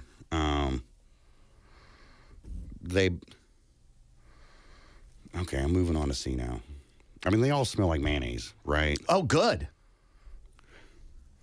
Wait a minute. I'm gonna. That is funny. I would have never guessed that this would be so conflicting. Well, C has no smell. Oh. C has no smell at all whatsoever. Is there any nose fatigue? No. Okay. No, I don't think so because, like, I can pick up B and I can still smell the mayonnaise. Okay. All right. And I'll pick up A. Okay, Lindsay, wait till it's your turn, please. So B is definitely the stronger one. All right, so I'm sticking with smell-wise. We're going to stick with Duke's, okay? C, got more mayonnaise on my nose. But C doesn't have a smell at all whatsoever, so I'm still sticking with C being generic, which leaves, deduction here as Hellman's still being A. Okay, you still got a little my mayo on your face. Okay. All right, Lindsay, go ahead, smell A. On that microphone for me. Smells like mayonnaise. Smells like good mayonnaise. What is the factor that makes good mayonnaise smell like you think? What are you looking for? Non-Miracle Whip. Right, because Miracle Whip has Sure. a bit of a Yes. sweeter Okay. smell. So you don't want to smell sweet. And I grew up on Hellman's. That was because that was considered mayo, good mayo. And I've only had generic mayonnaise once. And I Okay. said, never again. Oh, okay. Never again. Okay. So if A is generic, then it's a damn good generic mayonnaise. Okay. Because to me, it smells like Hellman's. Okay. And what is the quantifying smell of Hellman's? Good mayonnaise. I don't know. All right. It just smells like mayo. How does to me. B smell? It smells like Duke's. And the only reason What is the I say quantifying that smell is, of Duke's?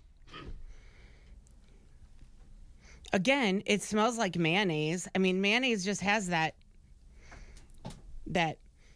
egg yolky, vinegary smell. But to me, Duke's just is very, very creamy, and it's the color of Duke's is Right, but we're more on vibrant, smell- we're on so I know smell. that, but mayonnaise smells like mayonnaise to me. But the taste is definitely different. I don't know about Yes, we will get to that. But on just smell, what is the quantifying smell difference? It's not as strong. Duke's smell is not as strong Okay. as That's a good, yeah. Hellman's. All right, and then C. C smells weak. Right? Well, Yeah, not much of a there's- smell it's to it. Not much of a smell at Or all. at all, for that fact. I am curious, too, if it would have smelled C 1st would you have a different opinion, Okay, if that's possible? that's fair. Okay, so what are you marking these as I'm going to on say, smell? smelling C again, I'm going to say that it is, and smelling A again, I'm going to say that A is Hellman's based on smell. So smell and color, you're going with Hellman's is A. Yes. Okay. And based on smell, I'm going to stick with B as Duke's and Okay. generic C. Okay. And let's go with taste now. And this time we're going to go in opposite order. So Gimpy will start with A, and Lindsay will start with C. Gotcha. All right, There's so- no influence. Yes. Gotcha. All right, so Gimpy, go ahead and taste A on the my great mayonnaise taste. Let me taste the A. All right, just a little bit is all you need. I don't need a whole whopping spoonful. All right.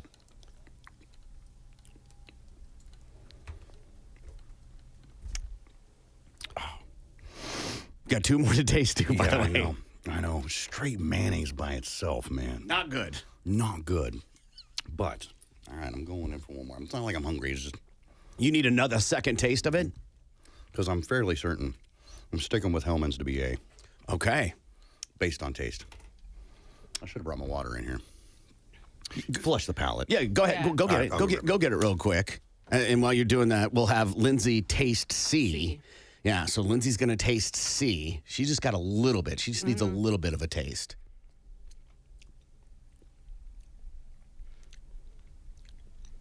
It tastes generic to me. It's not strong, and it's almost more like a salad dressing. Yeah. It tastes more so salad dressing. So more of a generic, almost Miracle Whip-ish. Oh. Okay. Definitely a generic. Taste generic. Okay. Put that trash can there in case you need to swish and spit. Right. It's like you do with wine, right? If you drink too much. Yeah. All right. So she has tasted C. So, Gimpy, why don't you go ahead and taste B of my great mayonnaise taste? Okay. As he had his water, so his palate is cleansed. Lindsay is cleansing with Celsius. That's weird. All I right. just found out those have energy in them. I had no idea. So I drank one like at dinner, and I could not fall asleep. It took me forever to fall asleep. Would you think it was regular water? I just thought it was like a sparkling static thing, you know? Gotcha. I am currently cleaning off my spoon. Right. No tainted. Exactly. I don't want a tainted sample here. Smart. So just kind of bear with me. Yeah, it's that green tea extract. Okay. Yeah, I don't know what made it caffeine, but there was a lot of caffeine in it. All right, so Gimpy's getting ready to taste B. This is the B. Of my great mayonnaise taste. Okay. I've swished. I've spit. Both have said they can tell the difference. Cleansed my palate. All right. Oh, God. Yeah. I'm sticking with Duke's on that one. That's very pungent, and it's very rich. Okay. Duke's mayonnaise, I feel, is very, very rich. Okay. So, I mean, I can just go ahead and put You don't even need a second taste. No. Okay. Amazing on a sandwich. Okay, Lindsay is tasting B. Oh, she's getting less than last time. No, I'm okay. going to get more because I really enjoyed the Dukes. So you think this is Duke's just before you even tasted it? Oh, yeah. It's rich and creamy. Very much so. I would not use this as a salad dressing at all. Okay. This is super good on a roast beef sandwich. Yeah. It is. Yeah. That is Duke's. Thank you for the food recommendations. 100%. All right. So now, Gimpy, you will taste C, the final one of my great mayo taste. And then we'll get the final judgment of Lindsay's as she will move on to A in a second. As I clean off my spoon of mayonnaise with a tissue, They're clean. it brings me back to earlier Yeah. No correlation. this morning. Ew. Stop it. You were by yourself this morning. I know. All right. So he's tasting C now of the great right. mayo taste. Which I believe is the generic. Feel confident mayonnaise. going in now, huh? Yeah. After tasting the others. Hold on. You see, I haven't messed with it. It's Yeah, not yeah. tainted. I'm just rinsing. Oh, yeah, Cleansing the palate. Oh, that's fine. There's no way to cheat in this.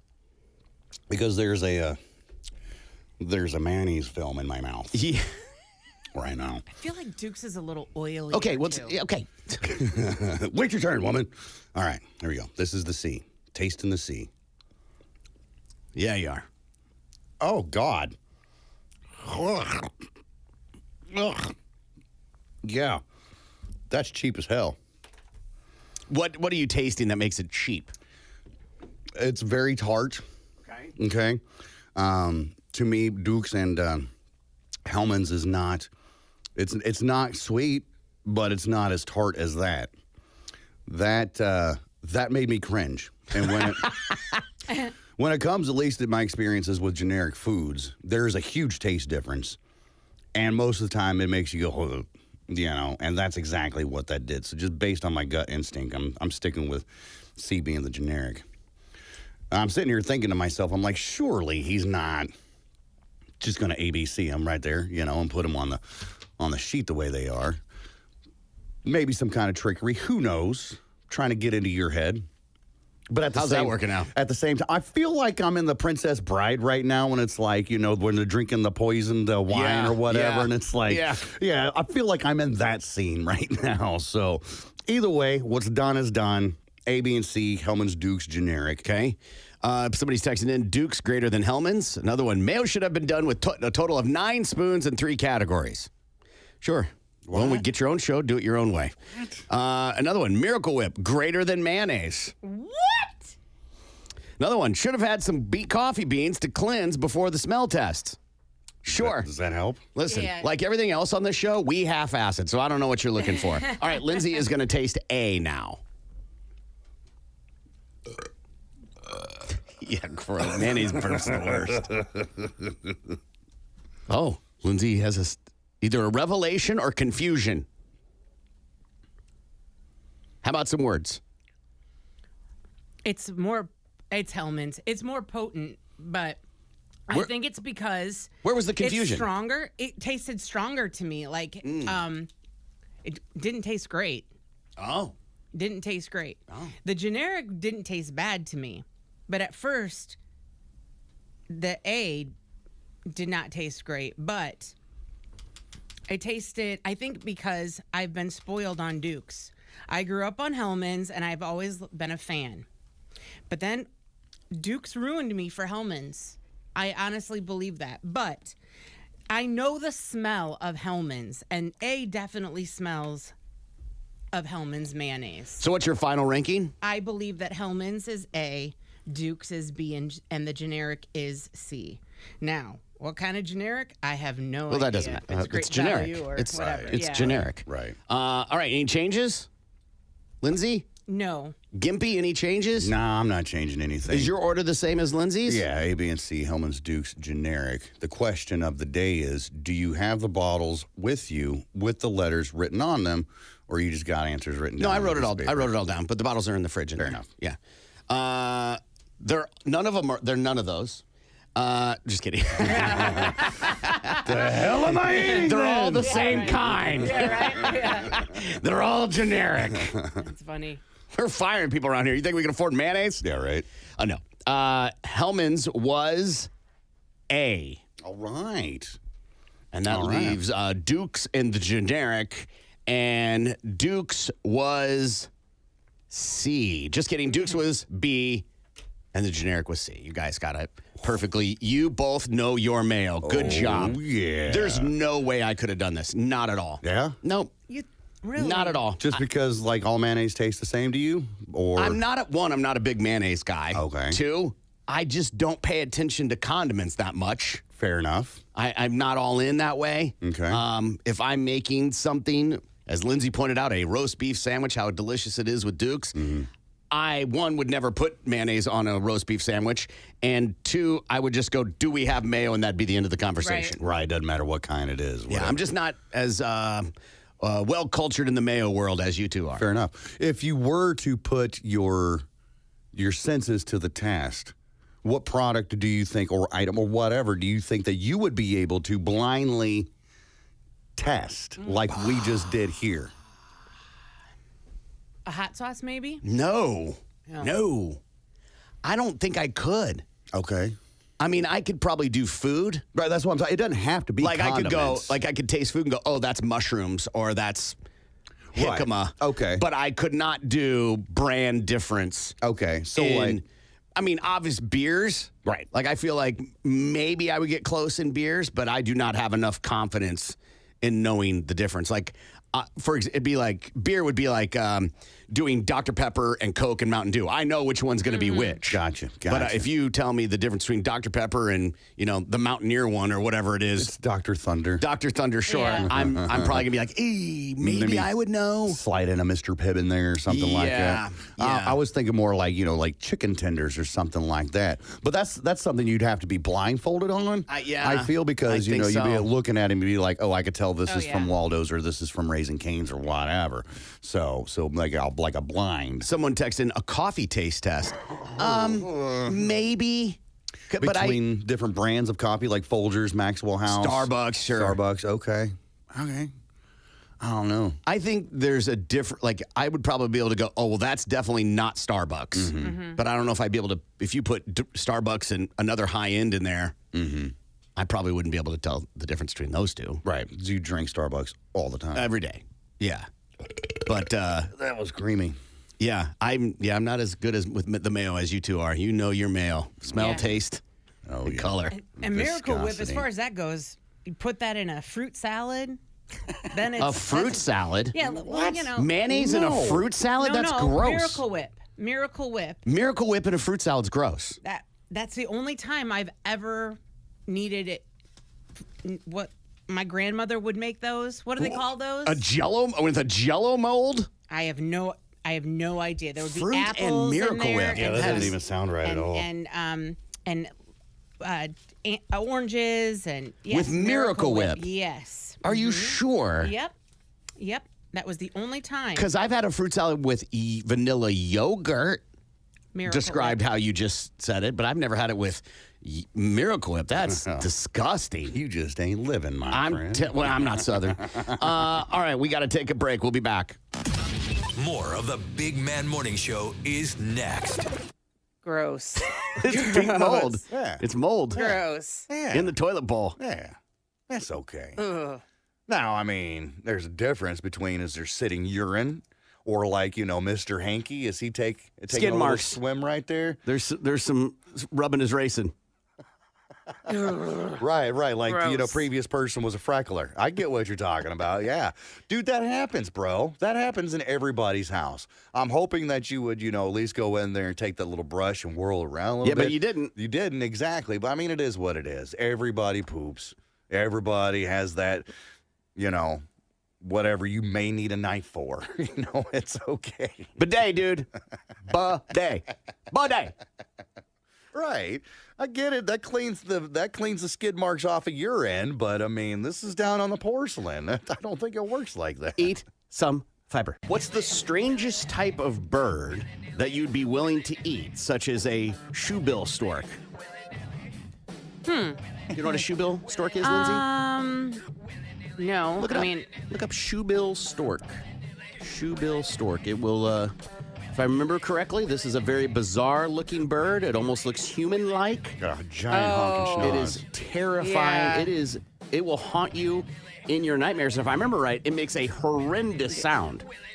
A very loud noise. It's not like a beautiful chirping or anything. It's a very loud noise. It's the shoebill stork. You see it? yeah. Okay, so what is your pick going to be? Probably a.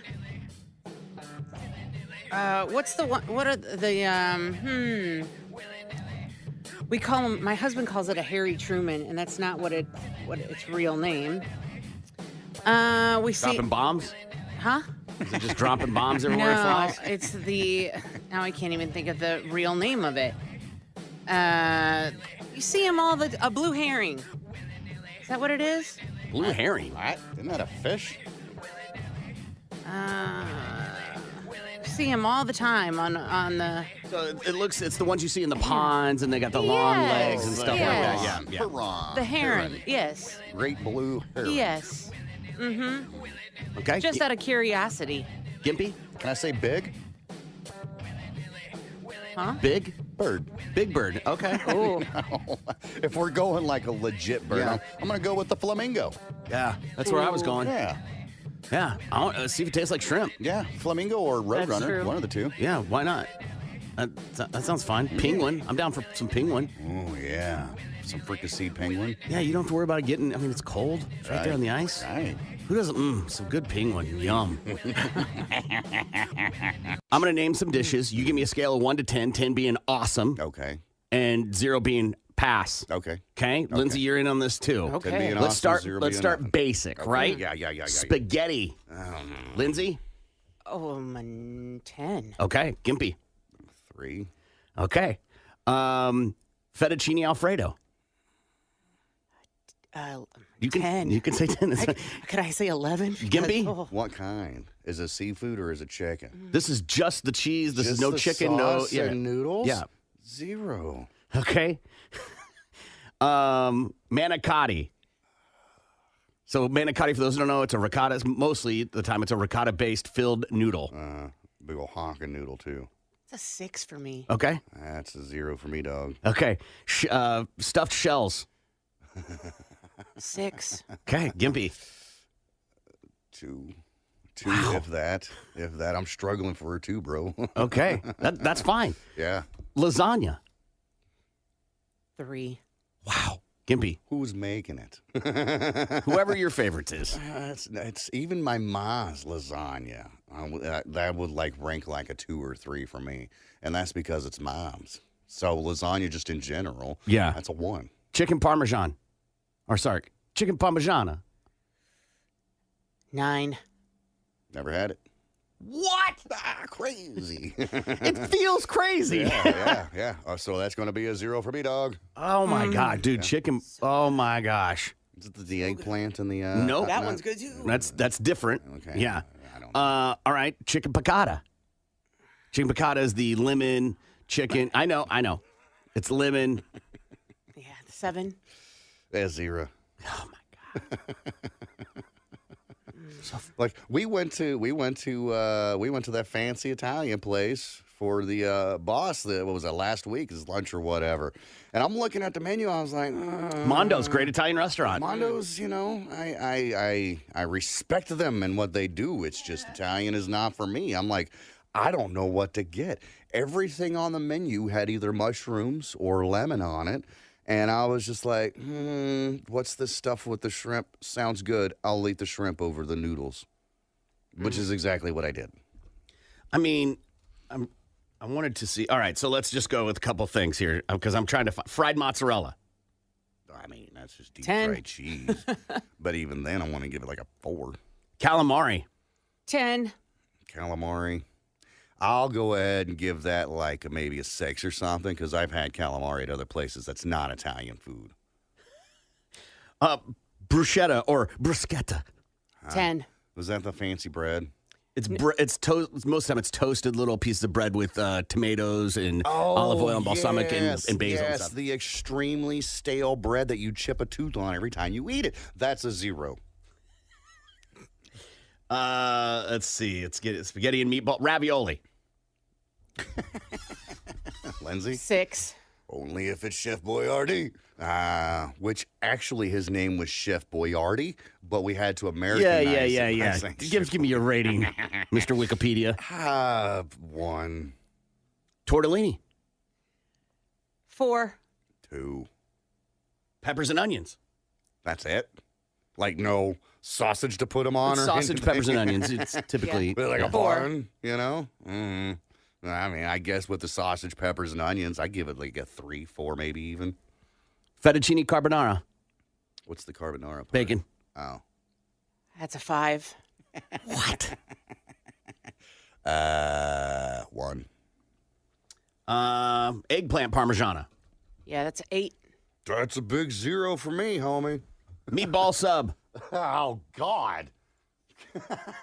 5. This is getting worse and worse the further we go down. 0, man. That stuff is too messy. It doesn't eat well. You have to have a fork to eat a sandwich. I think that's retarded. Oh, I liked it. Gnocchi. What? Huh?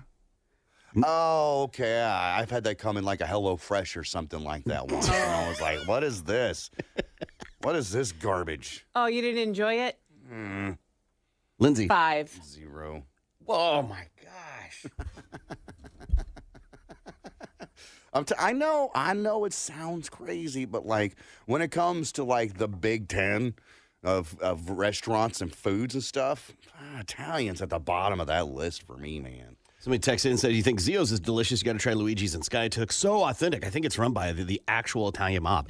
I've had Luigi's and Skytook. It's fine. Mm-hmm. It's fine. It's not like I go to Zio's and I order one of everything. Right. Right? I worked there after college, Mm-hmm. and their 5-cheese pasta, adding chicken to it, was so good. Yeah. Their spinach artichoke dip, which isn't Italian, whatever, but it was so good. Mm-hmm. I just like the brown paper on the tables that give you crayons. The you could draw. cannoli, yeah, I know how to write my name upside down. Cannoli, with the Alfredo and the chicken and stuff, so good there. I'll give you that. I'll give you the Italian dish, the cannoli. That's delicious just because it's cheese and powdered sugar. No, that's the dessert. I know. Yeah, I'm talking about. That's the only Italian food that I really, really, really, really, really, really like is a good old cannoli. We haven't gotten to the real one. Uh-huh. Pizza. I've said it before, and you all thought I was crazy. 1 to 10. 1 to 10, a pizza, that's 10. going to be a 3 for me. So low on the scale, man. Lindsay. 10. Yeah. Always. Pretty much all those except peppers and onions that we've mentioned are about anywhere between an 8 and a 10 for me. Really? See, I love peppers and onions. I don't love the heartburn, but man, it's It's almost worth the heartburn for me. A good bolognese pasta. Well, Italian food. They are the Beatles for me. A nice short food. short rib braised ragu. Ragu, the sauce in a jar. So it's just no. So good. I'm telling you, man, Italian food. Man who killed Kevin Bacon charged with first-degree murder. I mean, 5th degree? 6 degrees. 6th degree? Yeah. So this happened in Michigan. A judge has decided that Mark Latunsky will face a charge of first-degree murder after a degree hearing. The murder degree hearing for Mark Latunsky continued for a second day. This happened last Wednesday. He admitted to killing and mutilating Kevin Bacon, who is 25 years old. In court, he accepted a plea into open murder. The hearing was for the judge to determine if Mark will be sentenced for a charge of first-degree or second-degree murder, and the judge decided on the former. Back in 2019, Kevin Bacon, his body was found in Latunsky's home. He and Kevin Bacon met on a dating app, according to investigators. Kevin's body was hung upside down with a slit throat, according to police. Investigators also say that the man's testicles were removed and eaten. This is a thing. How many stories have we read about castrations? Yeah. At least a small handful that I can think of. I didn't even mean to do that. I know you didn't. I could tell just by the way you delivered it. Yeah. It feels like we've read, I mean, it happened here in Oklahoma. Yeah. Some guy come down to meet two other guys, and they end up cutting his balls off or something like that. Yeah. Is it for fun, or are they, trying to prove a point? I don't get, because me personally, I would never chop my balls off for fun. No. Is it a moose a muffin thing? Like you go for a little BDSM, just like tightening, and then there's some menacing people out there, and like, I'm just going to slice them off. Right. Let's see how far we can take this train. Okay. That doesn't. I cannot piece together these stories. This is one of the stories we do that I'm like, I don't get it. Right. I don't get why it happens. I don't get the people that are up for it. Yeah. Not that this was a willing participant. We don't know that part. Right. The only thing that I can think of is obviously there's some kind of mental issue where the person whose balls are chopped off maybe has like a sex addiction or something to that effect, and they think that that's the only way they can get over it. The only way that they can cure themselves is to cut off that part of the body. Yeah. So therefore, they won't have that sexual desire anymore. Whether it's raping babies or like just, dogs. Yeah, that too. The idea that that's what you do to dogs, so they don't they don't want to hump. Yeah, absolutely. I think this is more of a Jeffrey Dahmer situation where the guy, they met on a dating app. The guy came over to the guy's house, and they, he ended up tying this guy up. Yeah, I'm not buying that, because then there would be more. This isn't. You know what I'm saying? You don't go. I understand there's a first time for everything, but you're not going to be like, well, I think next time I'm willing to take a step further, get the skillet out. Right. That's also it's also an important feature. Did he cook them?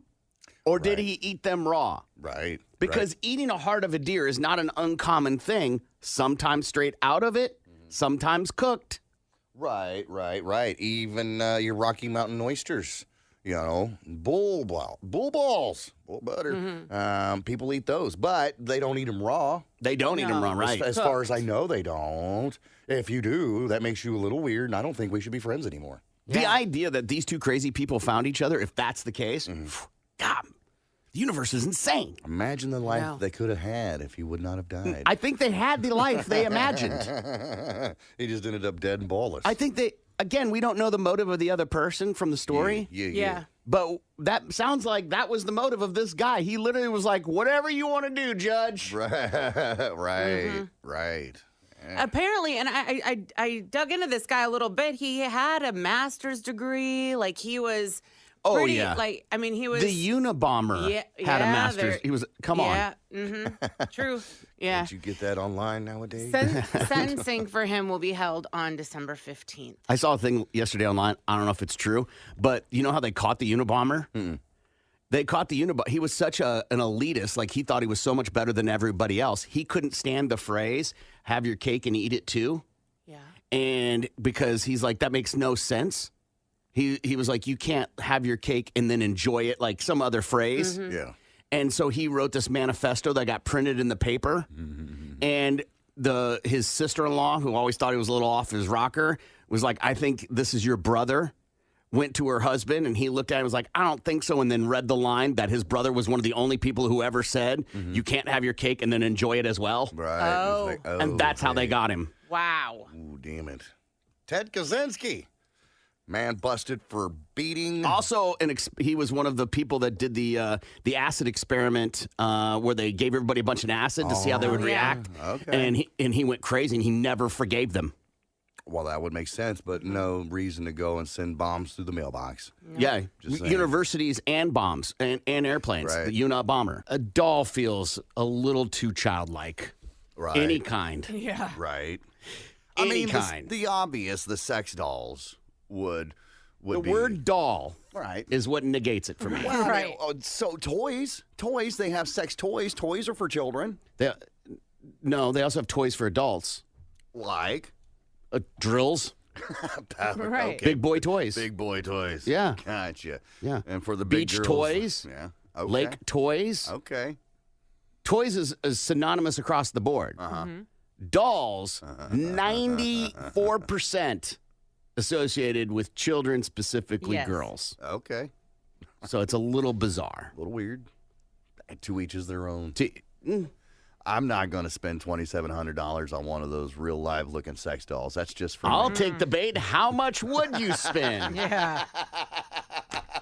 What is your top out My top out on sex dolls? If I was to purchase a sex doll, now obviously, yeah, you could go and get one of those $50 jobbies that they always look surprised or whatever. But I would like to have, if I was going to get one, it would be one of those real dolls, right? But I'm not. Maybe $1,000, maybe $1,000, and that's a lot. That's a lot, right, man. Let me, I can speak gimpy. He is not saying he would spend $1,000 on it. Right. Okay. He's saying gun to the head. Right. Okay. Right. Right. Absolutely. I think if he were going to buy one, that would not be the price point he'd shop at.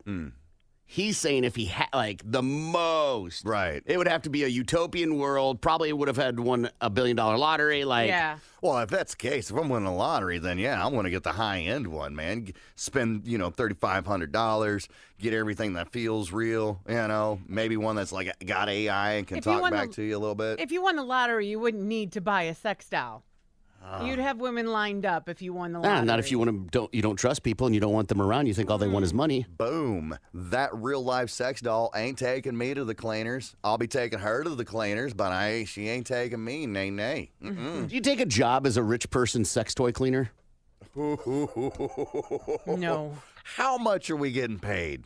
That's the real Minimum wage. question. Minimum wage. I'm not getting paid $7.50 to go Everybody needs a job. to go scrub out some rich person's sex doll. Okay, but you get to.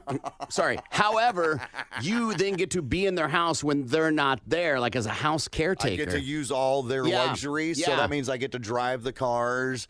Probably not the cars, but you then- get to use their house. Nah, I'm out then. If all I get is one room. No, and I like get they're to not use the- there, so you can have the kitchen, you get to do the pool, like whatever. When they're not Absolutely. there, you're the caretaker. Yeah, but I'm not going to be able to sleep in their luxurious bed with their 1,000 thread count Egyptian cotton Sure. sheets. You see They're what I'm not. saying? Yeah, but they're not putting a futon Right. in your room. Even then, if I don't have access to all the amenities that you have, we're talking, cars, boats, jet skis, private, planes, whatever, then I don't want any part.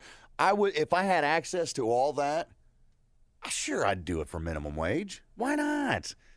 Yeah, young me, access to all that stuff? Sure. Yeah. I mean, every job's got hard days. I've told the story. I was a dog walker in San Francisco. The only difference between that job and any other job is I put the crap in my hand. That's the only difference. Exactly. Every job has bad things you got to deal with. Absolutely. And that one just happens to be the job. Right. So, I mean, it is what it is. But look, I could throw house parties, when they're gone, invite my friends over. I mean, you're jeopardizing your job at that point. Absolutely. But, hey, ride the wave while you can, right? I saw that there's a sex toy because I have remote control sex toys, but it's always been like a handheld thing. Right. Now it's like an app on your phone connected via Bluetooth, and you can do all these like finger like drawing things on it, then transfers to the sexual device with the woman. And I'm like, that's really fascinating. So then I went down the rabbit hole of weird sex toys. Okay. They have a rose quartz crystal shaped phallic looking sex toy. Okay. So it's, you know what quartz is, right? It's like countertop. Yeah. Very similar to granite, except it's man made. Very shiny, heat resistant, but heavy. Yeah. Yeah. Huh, okay, I'm the only one that thinks that's weird. It Okay. is weird and probably expensive. $200. Big T's Rub My Ducky Classic. It is for the bathtub. It is a sex toy that looks like a rubber ducky and has a vibration to it. So think of the bill and all the other angles that are on it. Another one, a vibrator in the shape of a hammer. Whoa. Whoa. Really puts the meaning to pound it, huh? Going to Pound Town. Oh, God. A tentacle dildo. I have seen those. They're and so scary. weird looking, right? And I'm like, why? This is one for guys. I've never seen this before. It has a name. It's called a godemeki. And it's a tube. It's got threads for you where you can hold it, like laces almost, like a football. And then the inside's dimply. Yeah. A steel faux foxtail plug. Okay.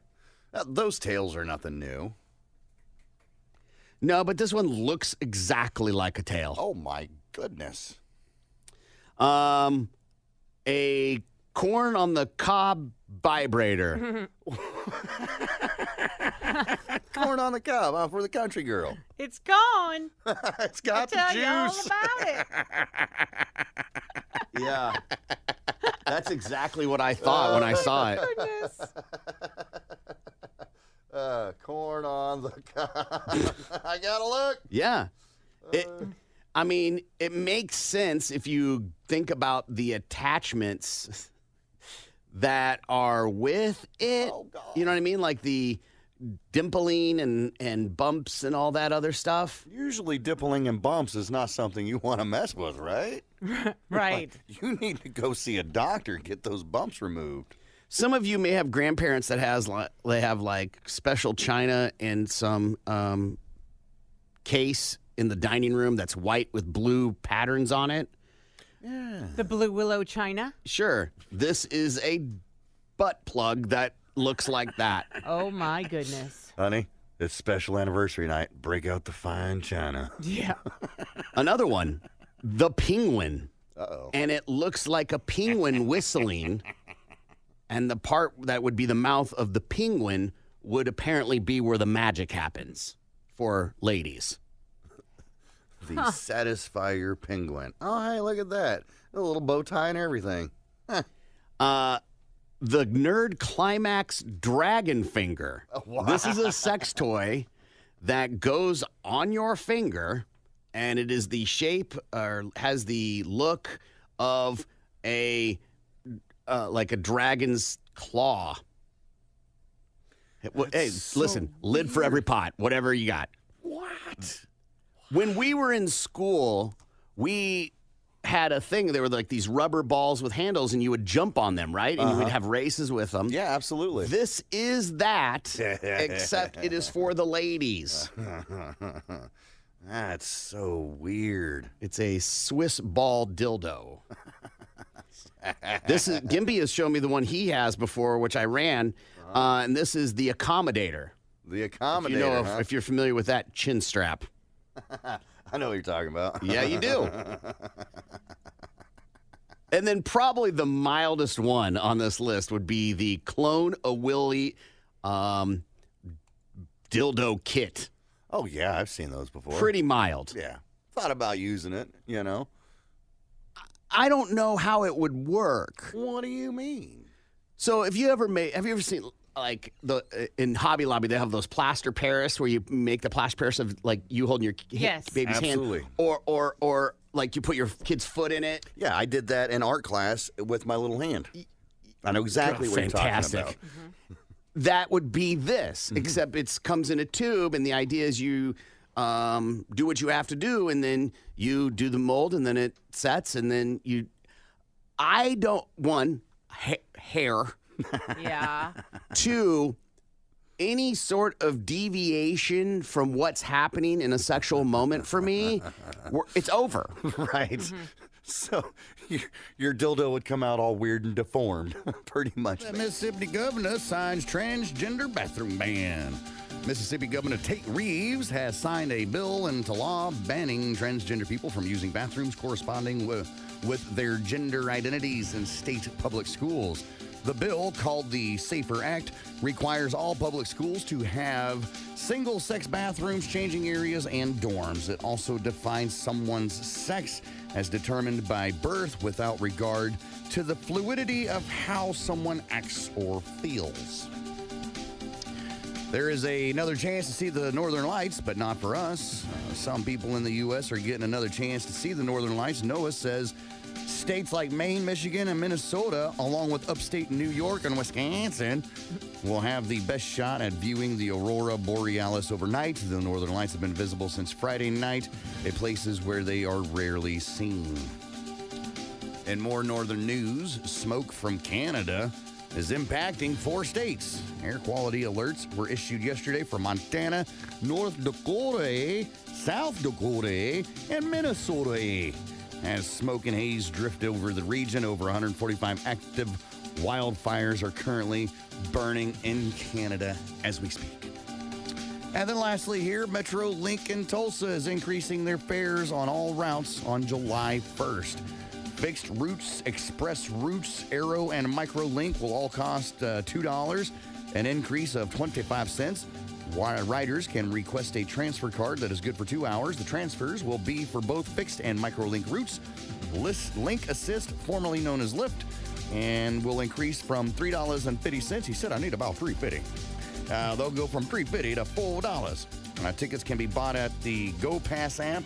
We're at the Denver Avenue Station or Midtown Memorial Station. The stations and buses will only be accepting bills smaller than a 20. So you big ballers out there, Who taking public transportation? right, keep your hundies at home.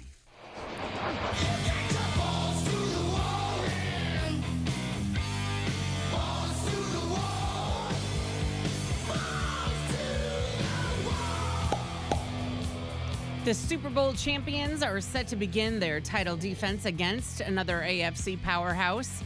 Patrick Mahomes and the Kansas City Chiefs will host Lamar Jackson and the Baltimore Ravens in the NFL's primetime season opener to open the 2024 season. The AFC Championship game rematch will be played on Thursday, September 5th at Arrowhead Stadium. The Chiefs have won 4 of the last 5 head-to-head matchups with Baltimore dating back to 2018. The full NFL schedule is set to be released tomorrow. They just released 2 more games. Oh, yeah. This morning. They released the Sunday night game, Chiefs in week 2, Chiefs Bengals. And then they released the first Monday night game, which was, if I remember correctly, the 49ers and Jets. Nice. So Aaron Rodgers and Brock Purdy. And so we'll get to see hopefully 41 seconds Right. Don't hold that flag and go running out there with it. Right. of Aaron Rodgers. And the Lions have made their star quarterback the second highest paid player in his position. ESPN reports Jared Goff was awarded a 4-year, $212 million contract extension yesterday. The deal includes $170 million in guaranteed money and averages $53 million per year. The Bengals' Joe Burrow is the only player to average more annually at $55 million. Goff is coming off a season where he threw for more than 4,500 yards to go with 30 touchdowns and 12 interceptions. He also guided Detroit to its first NFC Championship game in more than 3 decades. I don't get this. I just don't get it. It's a lot of money It is. for for somebody we haven't seen make it happen with this team, right? It's a lot of belief. I think they're scared to jinx it, like to give it to anyone else. Give him they to came someone else? Yes, because they came so close. Yeah. I don't know. We'll see, right? Like, I know everybody's rooting for them, but I don't know. It is a lot of money. It's a lot of money we haven't seen anything yet. And that's your Balls to the Wall Sports. I'm Lindsay on 97.5 KMOD. Balls to the Wall Sports is powered by the award-winning service of Groundworks. And that's when Jennifer's like, okay, fine, whatever. So the cop leaves. And then I guess something clicked in the cop's brain like, something didn't seem right about this whole situation. So he goes back to the water park. And I guess Jennifer, Ms. Miller, the 67-year-old lady that called the boy a fat ass and a brat and pushed him off the float, she gave him a fake name, a fake address, and a fake phone number. Right. That just went to busy. I guess the cop tried to call the phone number, and it's all ding, ding, ding, ding. Sorry, you're busy. Anyhow, so they go back and talk to her about it. And she said that she didn't have an ID and that she felt she was being harassed by the police. She eventually admitted her name was Janet Nail, and they took her in for obstruction. I love when people use whatever thing to validate their behavior or to invalidate their behavior. Like, I would never do that. I'm a teacher. Right. I would never do that. I'm a woman. Right. I would never do that. I'm a family man. I would never do that. I'm a veteran. I would never do that. I'm a Christian. Like, settle. People are people, man. People Yes. do crazy, stupid things. Those behaviors or those traits hardly make you incapable of doing bad stuff, right? Right, Yeah. right. You can still be a good Christian person and be a douchebag. Yes. Texas woman attacked by snake and a hawk. There's this gal. She lives just outside of Beaumont. Her name's Peggy Jones. And Peggy's out there mowing her lawn last week on her rider, just minding her own business. And out of nowhere, the snake falls from the sky, lands on her, and then wraps itself around her arm, right? Ooh. So here's Peggy mowing her lawn on a hot Texas day with the snake around her arm. She's flailing it all over the place, trying to shake the snake off of her arm. Like, okay, that sucks. But then out of nowhere comes this hawk and swoops down on her and starts attacking the snake, trying to get the snake, right? So she says the snake swooped down on her like 4 times. Eventually, it ran off with the snake. It got the snake off of her arm and then flew off with its dinner. She said there was blood everywhere. She thought that she had been bitten. Her husband heard the commotion, comes out. Peggy, what the hell's going on? She told him what happened. He takes her to the ER. They treat her for the scratches and the bruises. Come to find out she wasn't bitten, but she did get close because she found some venom on the lens of her glasses. Oh, my gosh. Yeah. But nonetheless, Peggy's fine. She was treated. She went back to the house, and she considers herself to be the luckiest person alive to have survived such an attack. Not the first time Peggy was bitten by a venomous snake, though. She says she was bitten a few years back as well. But I bet it's the last time she mows the lawn instead of her husband doing it. Or she doesn't have a husband because he died suddenly. Before the next lawn mowing? Yeah, Damn. right.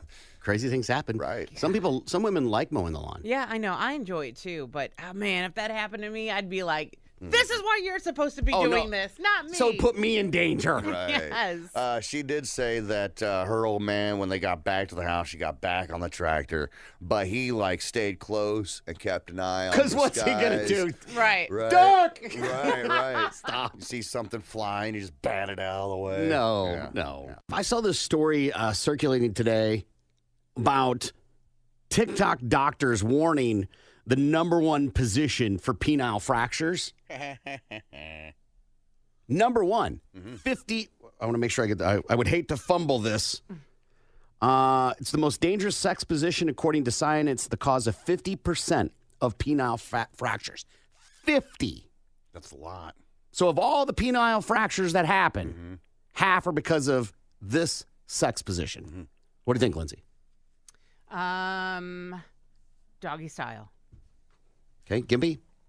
I am going to say it is the reversed cowgirl, It is the reverse cowgirl. which is my favorite by far. Sure. Yeah.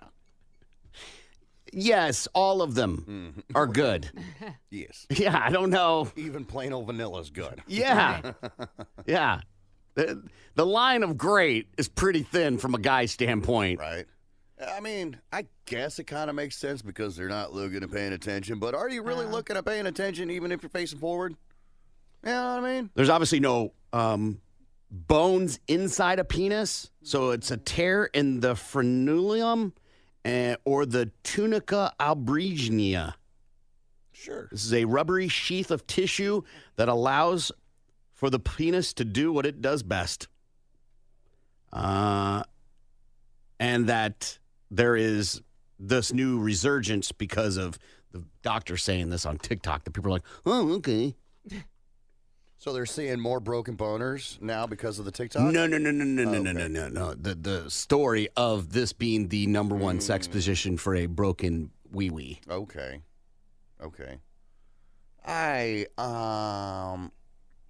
I've never had a fractured penis, so I don't know what that would be like.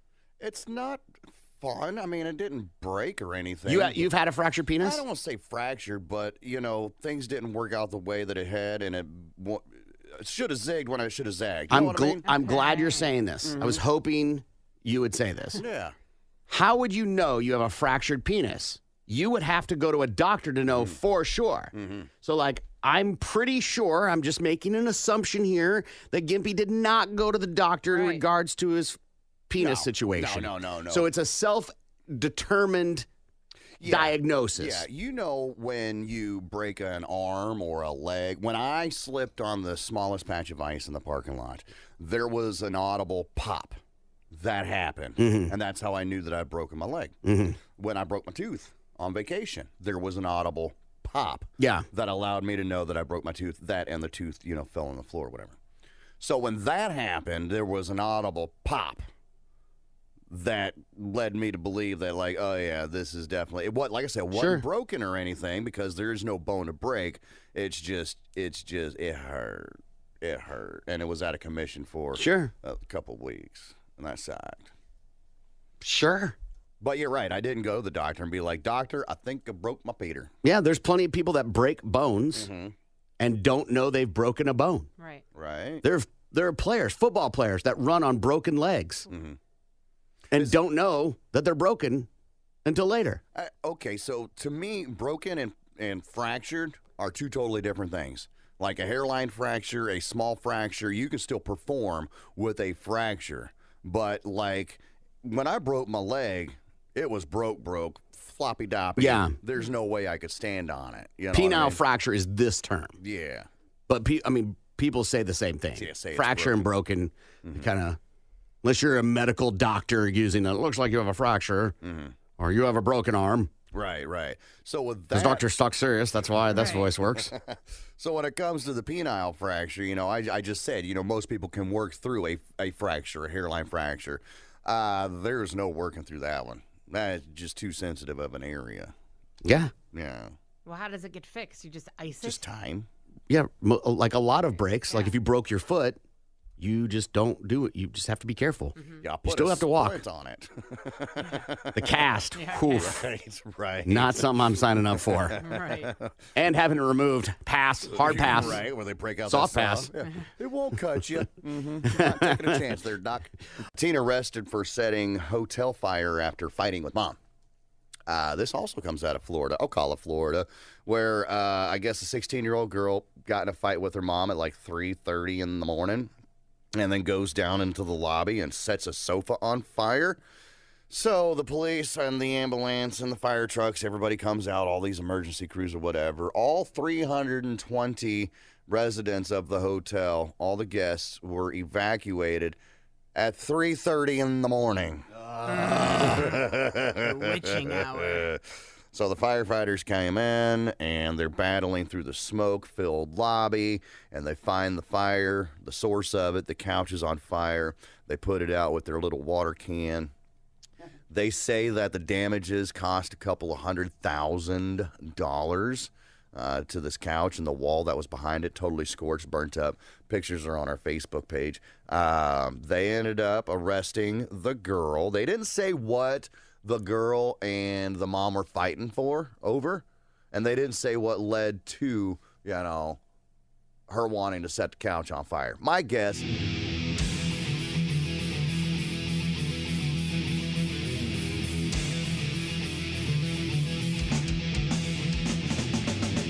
Good morning. It's the Big Mad Morning Show, 918-460-KMOD. You can also text BMMS and then what you want to say to 82945.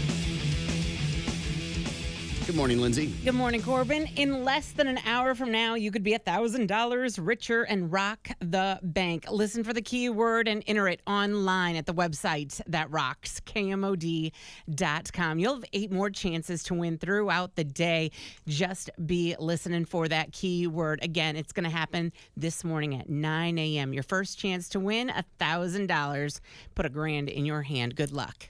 Good morning, Gimpy. Well, good morning, Corbin. While you're there punching in that random keyword to try to score $1,000, why don't you try to score a pair of tickets to Korn? Because, well, they're going to be at the BOK Center on October 23rd, and we want to give you a pair. So head on over to the contest page. Sign up. Good luck. All right, time for listener emails. You can always email us, show@kmod.com. We read an email on the air, and then we get advice from you guys. A couple ways to do it. You can text that advice, BMMS, and what that is, to 82945, or you can call it 918-460-KMOD. This one says, in the last few years, I have found my confidence with girls, and I'm trying to capitalize on it. It's not uncommon to meet girls and hook up with them. Well, I just found out I have an STD. I'm not sure who gave it to me, and now I feel like I've been punched in the gut. Do I have to tell women the rest of my life that I got an STD? Man always trying to keep you down. Well, that sounds like it sucks. Right. I don't know. It depends. Why do you say that? It depends on what STD they got. That's what I was going to say. Some are worse than others. Yeah, some you just can't get rid of. Some of them, they with a little bit of antibiotic, you'd be all right. So, but that sucks that they didn't share what they had. Because that's really going to changes the answer. Absolutely, 100%. I think anyway. I think it would. So you're saying, let me interpret, and you tell me if I'm hearing you correctly. Yeah. If there are certain ones that are less of a big deal, you don't have to tell anybody about it. I'm not saying that at all. What I'm saying is, because this person is worried about having to tell everybody they get with for the rest of their life, hey, I have this, right? So what I'm saying is, if it's AIDS, more than likely, you're going to have to tell everybody you get with. If it's chlamydia, no. And I'm not saying that no, you don't have to tell them. No, it's treatable. You see what I'm saying? Lindsay, have you ever had to tell anybody you have an STD? No. Gimpy, have you ever had to tell anybody you had an STD? No, I've had one tell me they did, and then I went and got it fixed. Yeah. Yeah. Yeah, I've never been on either side of that. Now, I have been told by an ex that I have given... Can you move over thank you. Okay. I have been told by an ex that I gave them an STD. Right. But I just ignored that. Right, because, they're just bitter exes. Yeah, I don't know how you track that to me. Sure. Yeah, much like this person's problem. They don't know where they got it. And it could have been from anybody, be honest with you. It could have been from somebody decades ago. Good on you for finding your confidence, man. Way to find that stride. Yeah. Right. Get it. Some people never do, or they don't recognize they have found a stride. Mm-hmm. Get out there, just living your best, whatever age he said he was, life. Mm-hmm. Yeah. Have fun. Do it. Yeah, I wish they would have said, how they found out. Yeah. Did someone call and tell you? Right. That person went to the doctor for, a random regular checkup or whatever. It was oh, hey, by the way, you've got syphilis herpes. Right. Did someone call and tell you, or did you recognize something that shouldn't be there? Well, that doesn't look right. Or did he himself go get a checkup? Which would you rather find out? By finding it on your own and then having to tell people, or someone telling you? Ooh. Lindsay? Probably on my own. Because? To save them embarrassment, maybe? Oh, I your don't helper. know. Okay. Either way, it's bad. Yes. I mean, yeah. Gimpy. That is a very good question, right? Because short of a bump popping up, i.e. horts or whatever, or a blistering sore, or maybe even a leaky faucet, how would you know? Yeah. How would you know? Right. Unless you go to the doctor or whatever, and because you just go on about your business. And everything seems to be all right. Maybe it burns a little bit when you pee, but, you'd have to go to the doctor and do a routine, and then find out that way. So I guess ultimately in the end, you would find out. It'd be better to find out from the other person, go get it treated, and then, stay away from that person. What's the protocol? If someone tells you, how many people do you have to tell? Well, that's a good question. In my opinion, it really depends on how many people you've been with since you were with the person that told you. If you were with the person that told you just yesterday, right, and that's kind of the only person you've ever been with, right, since you've been seeing this one person, then I think it's all right. You don't have to tell anybody. I feel like if someone tells me, I now have this responsibility, or I have less of a responsibility to tell a bunch of people. Yeah. Whereas if I find out on my own, I suddenly have a lot of work. I got to activate the phone tree. And you got to go as far back as you can remember. You would probably have to go as far back as to when you first started having sex. Oh, I don't know. Because you don't know when that came along. Let's just say that, you lost your virginity to a woman with loose morals, right? And you did that at the age of 16, right? But you didn't find out until you were in your mid-20s or 30s that you have this issue. That's a lot of backtracking because you don't know where that came from. It could have been that one dirty hoe that slept with that one night, that you lost your virginity to. But that sucks. That sounds like a lot. How severe of an STD do you tell people? Right. Do you go into specifics? Do you tell, or do you just blanket it with an STD or STI or whatever the hell they're calling it? If you have crabs, how many people, you got to go call all your partners you've ever had? Come on. No. I mean, how long have you had the, crotch critters? I mean, have they been biting you for years? Yeah, I don't. Have you had an itchy crotch for years? I don't know. Or is this something that just flared up? A lot of that depends on, how long have you been dealing with these symptoms that you've been ignoring or just hoping that they go away on their own? I think that's where the real question is. Can you have it and not have symptoms? Of just regular crabs? STDs? Any of it, yeah. Of any of them or crabs? Of crabs, I guess. I have no idea. I've never had crabs. I don't haven't know either. anybody that's ever had crabs, but I imagine, when they're sitting there scratching their crotchal area like a goddamn, Wolverine, then, yeah, that's a symptom for sure. I think my head goes to if I'm scratchy down there, I'm not having sex. Right. Well, it depends because there's natural itches. There's natural itches there. But there's a difference between natural and unnatural. Well, that's what I'm talking about. If you're going and scratching your crotch like a rabid Wolverine, then you've got a problem. But if it's one of those little, and you know what I'm talking about, and this can go into a different story of the different types of scratches, because there are different types of scratches for different areas of your genitalia. I'm telling you. There's the pinch and twist, there's the thumb flick, all right, and then there's the rabid Wolverine. What? You guys have never heard of this? No. If you have that much adjusting you are doing, you have a problem. Maybe. No, you Maybe. do. That's a weird thing. Maybe. You get natural itches all over your body. Oh, my head itches, right? Well, I got an itch on my back, But it's not a reoccurring, like it's a one-off. Right? Yeah, If you're itching constantly, you have something happening to your body. And that's what I'm talking about with that rabid Wolverine scratch. Something's going on, and you have to itch it like a damn rabid Wolverine. You know something's going on. If your head itches like that and you have to constantly scratch it like a rabid Wolverine, you probably got head lice. right? Or dry skin. dandruff, Dry scalp, something like to that that. effect. Yeah, something's going on where you need to get that fixed. If you've got a little itch on your sack and you just got to pinch and twist to get rid of that itch real quick, then that's nothing to worry about. I can't believe you guys have never heard Okay, of the like I've never- pinch I and have twist. I have never alleviated an itch with a pinch and twist. Really? I'm assuming that's more of just where you adjust yourself. No, man, that's an itch right there in a certain spot. You just pinch it and twist it, and it's good to go. And furthermore, there's one that, because you don't want to go too hard, and that's where you just kind of flick it with the tips of your fingers right there. Just, Huh? yeah. Never heard or seen Okay, that. I understand.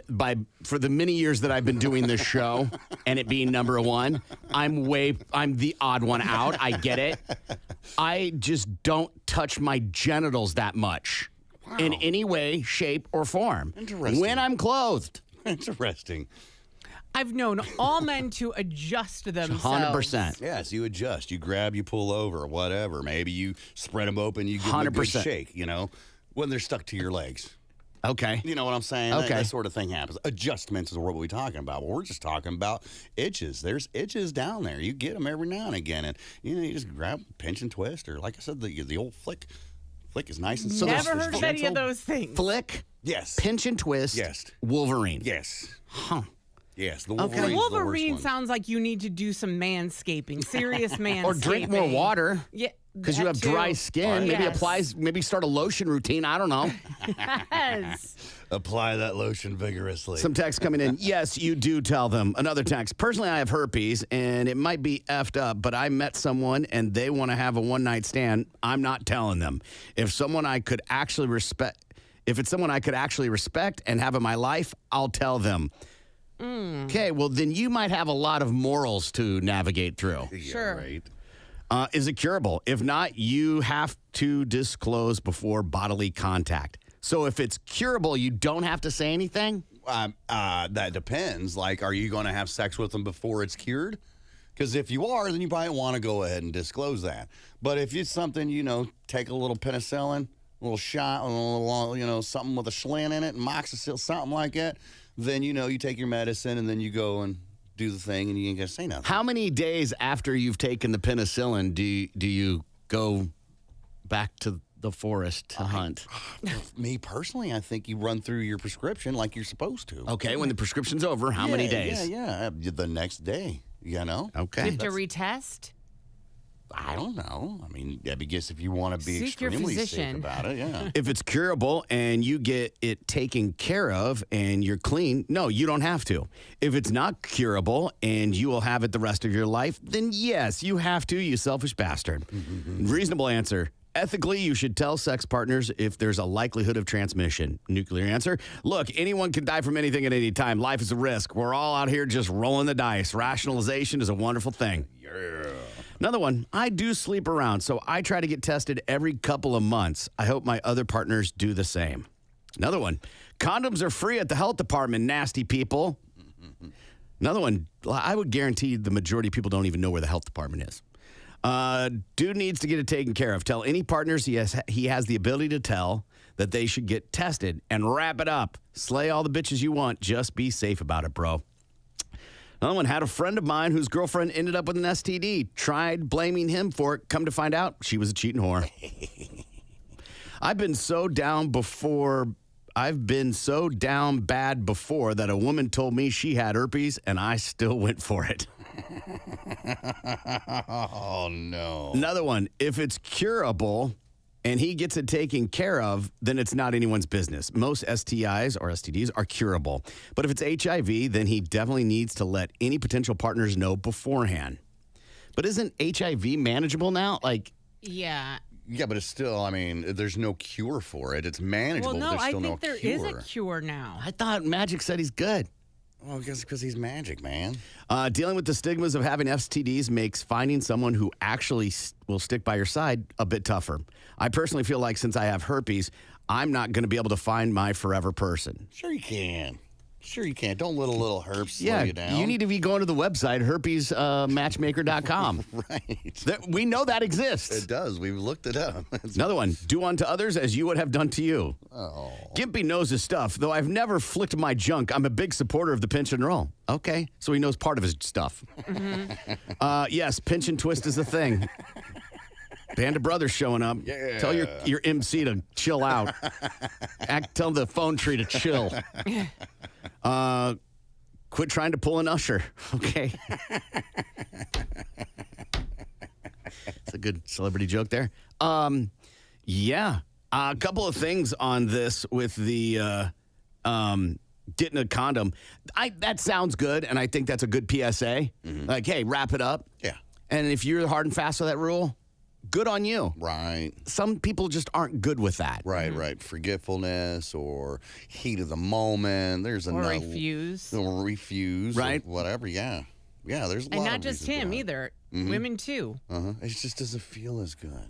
Unfortunately, society has deemed birth control or sexual safety on the side of the woman in a lot of scenarios. So we leave it up to the woman. They're like, you don't need to use a condom. You go, hell yeah. Right. Right? Raw dog in this one. Or if you forget one, you go, is it okay if I don't use a condom? Right? We kick that can to someone else as men. So if your girl doesn't say anything, hell, they made a movie about it. Right. Where he was like, I thought you said it was fine. And knocked up, right? Yeah. And he gets her pregnant. It's just a style. Another one, I get tested every few months. First of all, good on you, bro. Yeah. That's impressive. That's impressive that you have a regiment to make sure you're not sick Yeah. with sexually transmitted diseases. Also, huh? Are you more diligent with that than you are your actual medical body? Right. The priorities, man. Priorities. You know? My lungs may be dying, but at least my wiener's still good. You don't have to be lonely at herpesonly.com. Just imagine the profile pics. These bleeding blisters. Yeah, do you have to disclose how intense Right. your flare-ups are? How often they happen. All right, listener email from a guy who is, in the last few years, has found his confidence with girls, and I'm trying to capitalize on it. It's not uncommon to meet girls and hook up with them. Well, I just found out I have an STD. I'm not sure who gave it to me, and now I feel like I've been punched in the gut. Do I have to tell women the rest of my life that I got an STD? Lindsay. Yes. Especially if it's not curable. Tell your partners. And if it is curable, then get it fixed, get cured, and then you can go about your business and leave it at that. And then wrap it up moving forward. Gimpy. No, you don't. If it's curable and you can go and get it fixed, that's why if you could send in emails about STDs, we need to know what kind you're dealing with here. Most of them are fixable, you know? And I say you just kind of lay low. Don't be out slaying until you're fixed up. All right, go to the doctor, get your antibiotics or whatever it takes to get rid of this, and then go on about your business. Don't be hooking up with anybody until you're completely 100% good again. Now, if it happens to be the HIV or the AIDS or something that you just is terminal, or you're gonna be stuck with for a long time. Forever. Then, yeah, you're going to have to. It sucks. And honestly, it's up to you. If you want to disclose that information, you don't really have to. And it's a moral thing for you. If you feel like you need to, then you probably should. But if you just want to go through life willy-nilly, slaying everything that comes by and then just, spreading disease and pestilence all over. Running hot. Yeah. You zippers getting stuck all the time. That's a you thing. That's a you thing. But for me, fix it. Don't say anything. And if you can't fix it, totally have to say something. This would be an example. This topic, I think, is an example that some of us are trying, but most of us aren't. Because it all depends on what you think is bad in the STD world and whether you'll tell someone. It's not a hard and fast, STDs, you should tell people. Because some ridiculous number, it's like 90% of men carry HPV, which is not curable. Mm-hmm. So are you telling people you got HPV, 90% of men? I'm going to go with no. Mm-hmm. Well, what's that same statistic on the women, though? It's 80. Okay. So there's still a huge majority of everybody in the world's got the But that's what I'm saying is you can't go with if it's not curable to tell people because everybody's carrying it. Right. And it also shows how much we all don't know about our own bodies and sexually transmitted diseases. Mm-hmm. So do you have to tell everybody? Again, I think it depends on the intensity of it. And maybe this is God sending you a notice like, hey, man, chill. You don't need to be going like the apocalypse is happening tomorrow. And you should really rethink how you make yourself safe because you don't want something oozing. That will change your mind forever. Wrap it up, bro. Goodness gracious. Public school sexually transmitted disease education. Yeah. Mm-hmm. All right, we got to take a break. You can always email us, show@kmod.com. The Big Mad Morning. They didn't get They're half right. Yeah. Private kitchens will disappear. Private kitchens. Yeah, they're citing articles, by the way. I'm reading from an article. Okay. The private kitchen will disappear. Tomorrow's food will be seasoned and prepared by chemical formulas. Hello, Fresh. Which will preserve the freshness of fruits and meats, rid them of indigestible qualities, and send them to the table ready to use. Instead of sauces that merely cozen the palate, we shall have delectable blends of concentrated vitamins, calories, ferments, and tissue tonics. Ew. I mean, we have all that now, right? Yeah, we do. Look at like Frank's. Yeah. It is a tissue tonic, Okay. if you will. The tissue of your tongue. Got it. Okay. Cancer will be eradicated. I wish. Cancer, tuberculosis, infantile paralysis, locomotor ataxia, and leprosy will be eradicated. I don't think any of those are eradicated at all. What's left? I mean, we pretty much handled tuberculosis pretty well. Yeah, and I'm sure we got a good And handle on leprosy. leprosy. I think leprosy's, But there's still places in the world. When you say eradicated, I'm thinking it's like gone completely from the world, nowhere around it all whatsoever. Now, I'm sure there's third world countries where TB's still a thing, where leprosy's still a thing. War will be wireless, and we might have telepathy or telepathy. I like telepathic idea, but I mean, wireless, think about it. War is Cyber wireless. It is yeah. wireless, yeah. People will communicate using watched-size radio telephones. Wow. Watched size radio I can answer the phone on my watch. Yes, I can you answer the can. phone on mine. How fun are those, huh? Yeah. So they weren't too far off. Now, here's the problem with a thread like this. Mm-hmm. Where's the ones that were way off? Right, of course.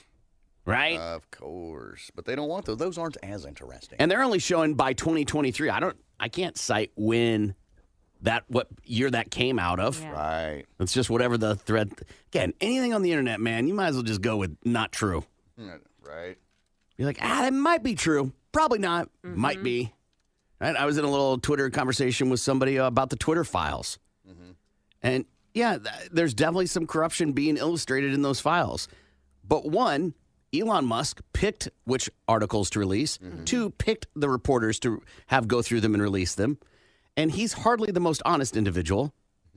And corruption, being in corporate America, is hardly a gotcha moment. Right. It's kind of been going on for a long time. Yeah.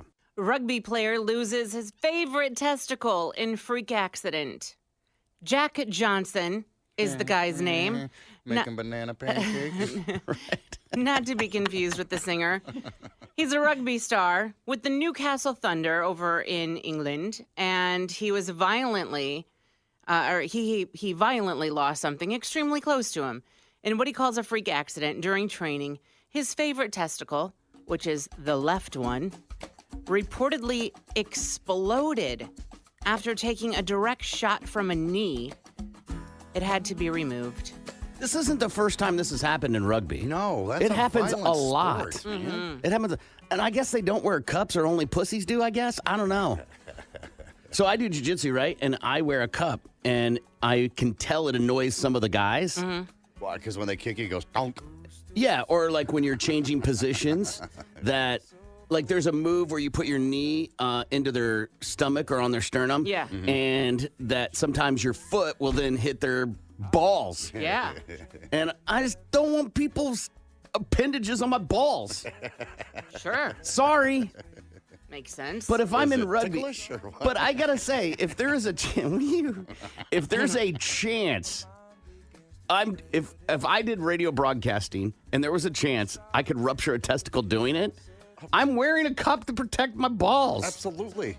And these are ones of pros that this is happening to. You have no use for yours right now at all whatsoever. I mean, the path has been blocked. Yeah, So, I have like, had a vasectomy, Yeah, yes. the use for your boys is null right now. Yeah. But I get it. No, You've kind of grown attached to them over the years. It's the mental part. Yeah. Right. If you have one less testicle, you're half a man. That is true. And you're going to feel that way. It's been documented. Well, some men feel that if they have a vasectomy, they feel like less of a man. I've never felt that. Well, I I'm got two reminders. Right. I'm not saying that you do, but there's some guys out there that. I've never heard anybody say that. Maybe they do, but I've never heard a guy say that. Well, fortunately for Jack Johnson, he kept his sense of humor. He says that the team season has been a testy one, and we've not been on the ball as we should have been. Yeah. Poor guy. That's got to be painful. I'm sure. Imagine it does. I'm sure. Just getting grazed Oh, yeah. is a painful experience. Yeah. Let alone a testicular rupture. Yeah. Yeah. Band name. Hello, Yeah. we are testicular rupture. Yeah. It is a good band name. A guy sprained my ankle, I know. Mm-hmm. Right? I pull a muscle. I know. My rotator cuff. I can identify that.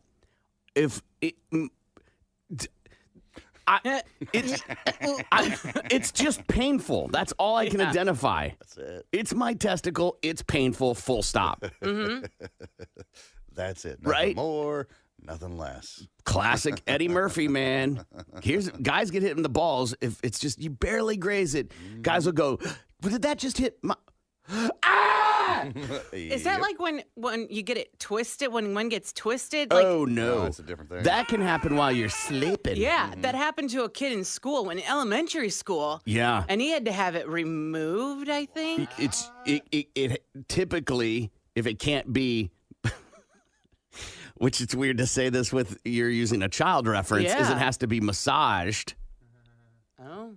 but a surgery sometimes is necessary to untie it. Testicular torsion Yeah. occurs when the testicle rotates, twisting the spermatic cord that brings blood to the scrotum. The reduced blood flow causes sudden and often severe pain and swelling. Testicular torsion is most common between the ages 12 and 18, but can occur at any age, even before birth. So Wow. like what happened is like a Karen went to God and was like, "Hey, this feels hardly fair. Yeah. Once a month I'm bleeding. I got to carry a kid and grow an organ inside me and then dispose of it. Can we even this out?" And he's like, "I could tie his balls in a knot for a 6-year period." Right. Like you gotta Maybe. give him something to worry about. Please. I'm good. I'm good on all that. Do you know anybody that's ever gotten that, Gimpy? I do.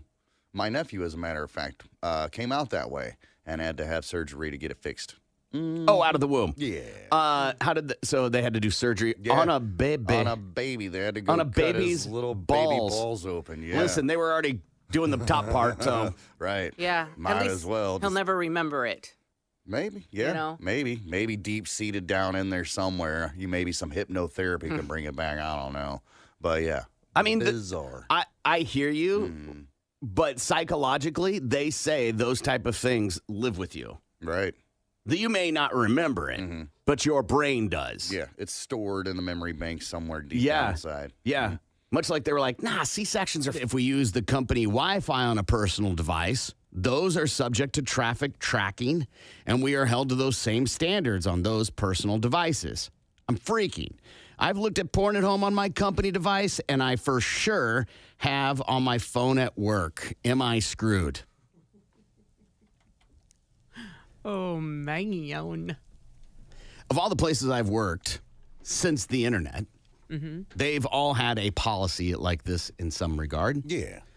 Of those places, I can't think of one that I know of. Now, that doesn't mean they disclosed it or would, where somebody's gotten in trouble for what they looked at. No. I have heard of people that worked at places that have those policies and have fired people for those policies. Yeah. If it's the work's policy, then it's their policy. That's their rules, And if you're breaking the rules, then what's the consequence of breaking the rules? Get written up, get fired, whatever. I've never had that problem. Yeah, I can't think of anyone that's been busted for being on websites they shouldn't be. Or, yeah. We just have a different type of job, That is true. Sure. right? We're not very corporate America. A lot of places you take a class on how to orchestrate your emails. They don't do that with us. So we just have a different type of career. Yeah. But my job before this, they had filters in place where you couldn't access certain websites, Yeah. social media, adult websites, entertainment websites, stuff like that. They had a lot of filters on those. So where you were basically just stuck with, the websites you needed to use for work or like MSN.com, whatever, news. To me, the loophole here is what's pornographic? Right. As I've gotten older, the people's terms of pornographic or even swear words is pretty broad. Yeah. There is no clear, definitive answer on pornographic stuff. Right. I don't know how the whole computer science and everything works. If you pull up a website and written in the code is a word pornography or pornographic or porn, whatever. And maybe that's how it gets there. I don't know how that works. All I know is I type in Pornhub and then it autofills and then I hit enter. Well, depending on the company you work for, going to a website like TMZ could be Right. misuse of Swimsuits. Yeah. Right. Yes. Somebody texted in and said, get help for your pork addiction. Oh, they corrected. Get help for your porn addiction. Another one. I work at the unemployment office for the state of Oklahoma. I have dealt with several people being fired for looking at porn at work. Wow. Time and place, bro. This is standard practice. And to be honest, I'm surprised the company doesn't have those sites blocked. But if you can't control yourself at work or use your own phone at home, you have bigger issues than a job. Right. That feels a little elitist. You can't control. Some people go to the bathroom right when they get to work and spend 20 minutes there. So I don't know what you mean control yourself. Right. Some people also have IBS. Yeah. Sure. Well, there's a difference between scrolling social media and scrolling the hub, And even then, if you're just scrolling the hub, right, and you're just looking, watching whatever, as long as you're not masturbating vigorously on the clock, I guess it's all right. Another one says, how do you have time for porn if you're doing your job? Settle down. There's definitely downtime, breaks. There's always time for porn. Bathroom breaks. Oh, just this elitist of like, I work 8 hours nonstop from the moment I arrive until I leave. Mm-hmm. No, nobody does that. Yeah. My dad was a dispatcher for a trucking company, and his job was to find loads for drivers to take. Well, he decided to look for oversized escorts, and the link he clicked on was not what he was wanting. That's funny because he was wanting an escort for the truck. For trucking. Right. And he got fat whores instead. Oh. Yeah, I don't think they take ignorance as an excuse. Right, no. Maybe once, right? You can take that as an excuse, but I think after you've been warned the one time, maybe you've learned you wouldn't slide again. Be like, all right, I get it. We're a trucking company, and you were looking for escorts for the truck, but come on. 6 months later, you're still looking at fat whores. I don't know how routing filtering works or any of that. Mm-hmm. So I know, like, if they want to block Facebook, they put in the location of Facebook and block it, right? Yeah. You can't block all the porn. Oh. There's too many places. Right. And also, the person having to type the name has to go to the site. So they're already violating the policy. Right.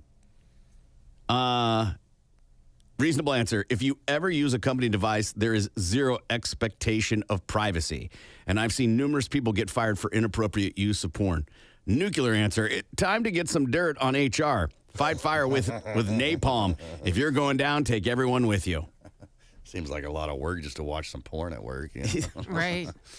You know, you'd probably be better off, I don't know, not using company Wi-Fi on your own personal phone. You could turn that off. It's a click of a button. Right. Right. And then it's just using your data, and the company can't track that. And then you can still, you know, enjoy yourself, your free time, downtime. Yeah. Yeah. I think there is a thought to like time and place, For sure. but that could be said about numerous things that happens in a job on a work site Right. when you're clocked in. Right. Looking at porn, maybe what if you're trying to buy your wife lingerie? Right. Wouldn't you go? I mean, and this goes back to, well, what is porn then? What is porn? Because if you go to Victoria's Secret's website, if you're trying to find some lingerie or whatever, or you just simply Google search, you know, plus size lingerie, and you're trying to get some Google images, Yeah. that could be misconstrued. Yeah. And they could still say, well, even so, you're using company time to shop for your wife. Right. Right. They could And fight you that way. And they would probably be mad if you were on Amazon. It doesn't have to be a, you know. There's lingerie on Amazon. Absolutely. Absolutely. And you don't have to be looking for lingerie, just shopping in general. Why? Because you're not working. You're, you know, using time otherwise. Yeah, but you get breaks. Yeah.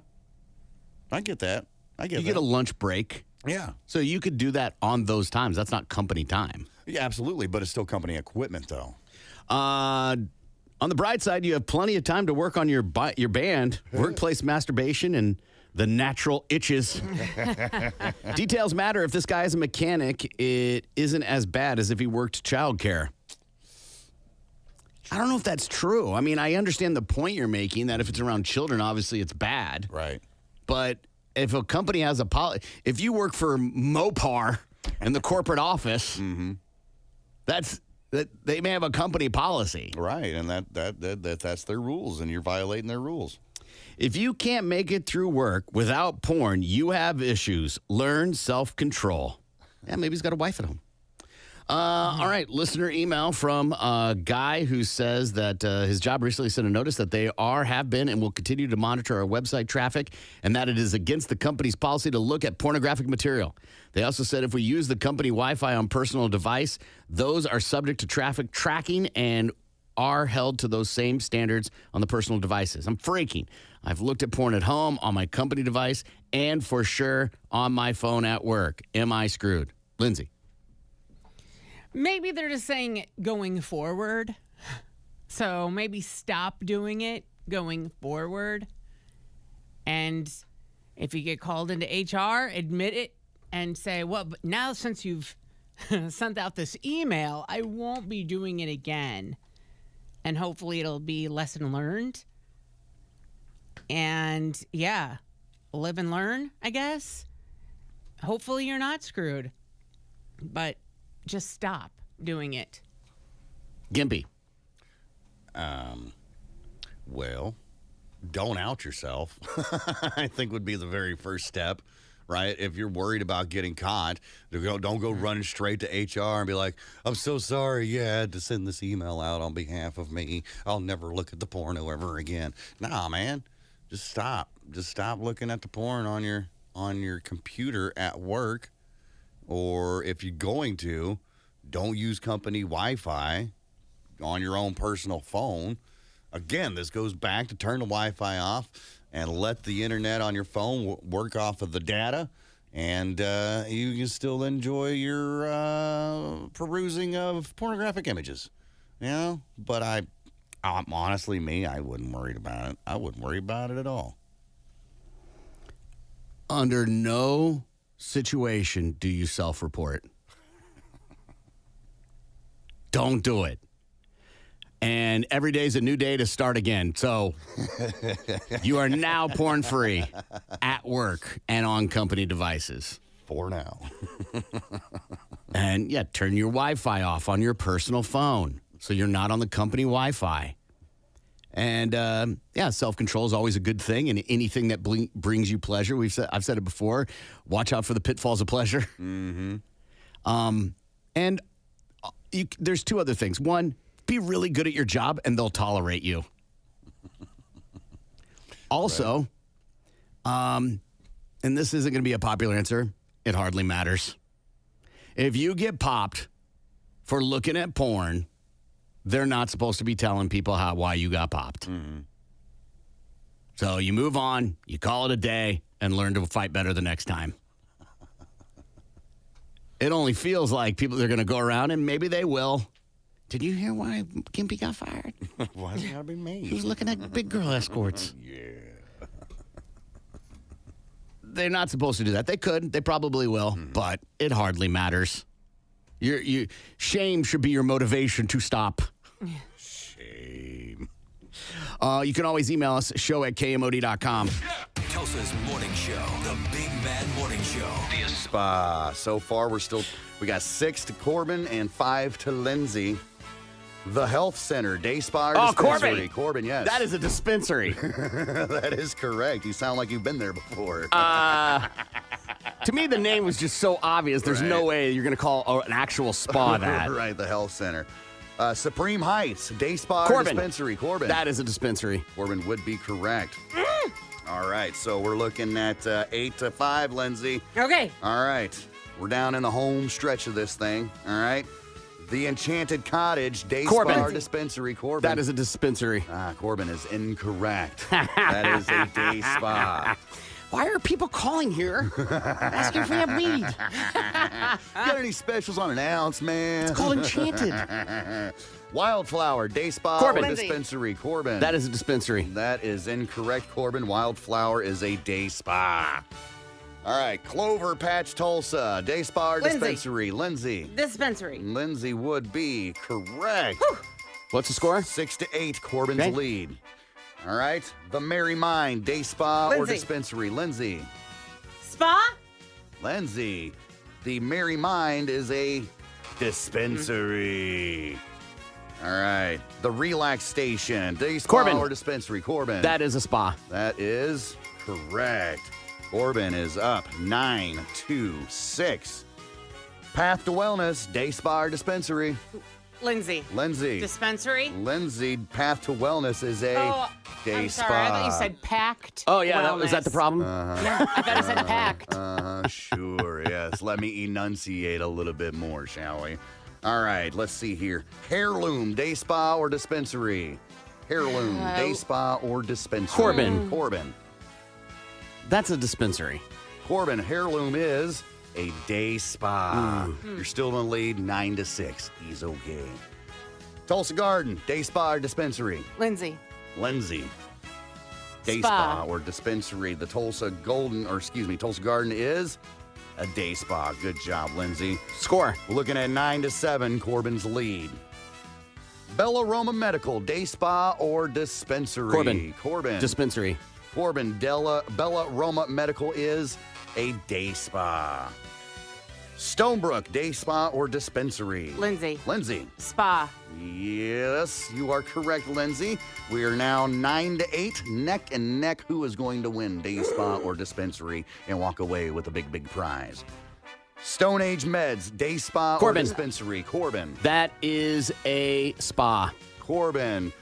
The Stone Age Meds is a dispensary.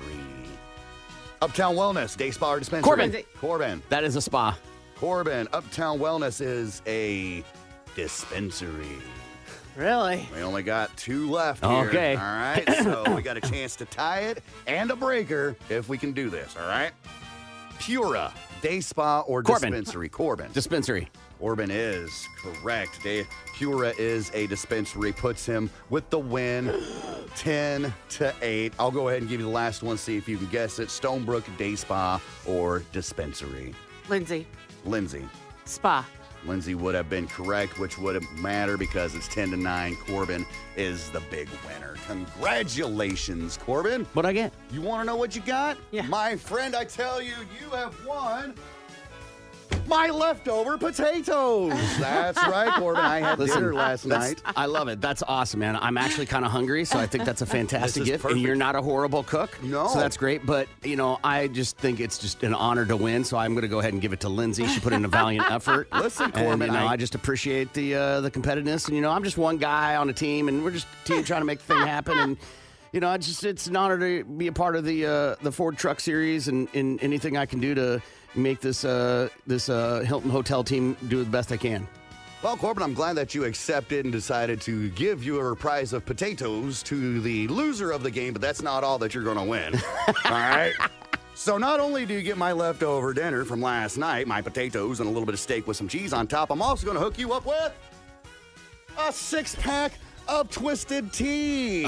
Set right up front because nobody wants this. So I grabbed a pack and you get to take it home with Again, you put Twisted zero Tea. effort into the prize. Yeah. Again, I'm just real grateful that this Hilton Honors team did the best they could, and we'll make sure part of the Ford Truck Series continues. So I'd like to give it to my second place because second isn't winning. So Dude, Twisted Tea is a great beer fridge for guests. Right, item. right. Well, congratulations, Lindsay. You got yourself some old mushed potatoes and some warm Twisted Tea for losing on Day Spa or Dispensary. 2 Subway employees shot over too much mayo. okay, I was like sandwich or Yes. tunnel. In Atlanta, police responded to a shooting at a Subway location inside of a Circle K. Reportedly, a customer became irate when too much mayonnaise was squirted onto his sandwich. That's when he allegedly opened fire. You can also text BMMS and what you want to say to 82945. See what Lindsay has for Balls to the Wall Sports.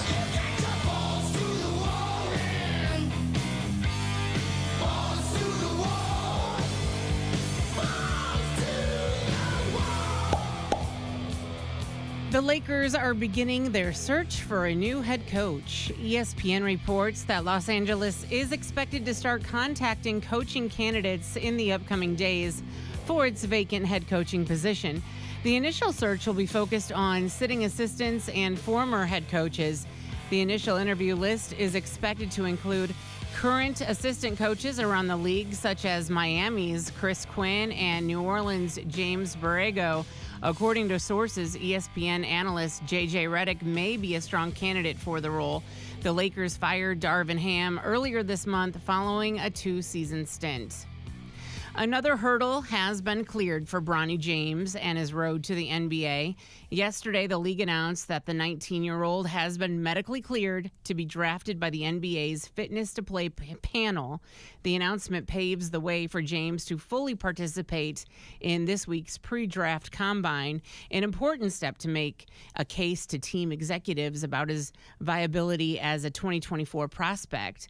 The USC player and son of LeBron James suffered cardiac arrest and subsequently underwent a procedure to repair a congenital heart defect 9 months ago.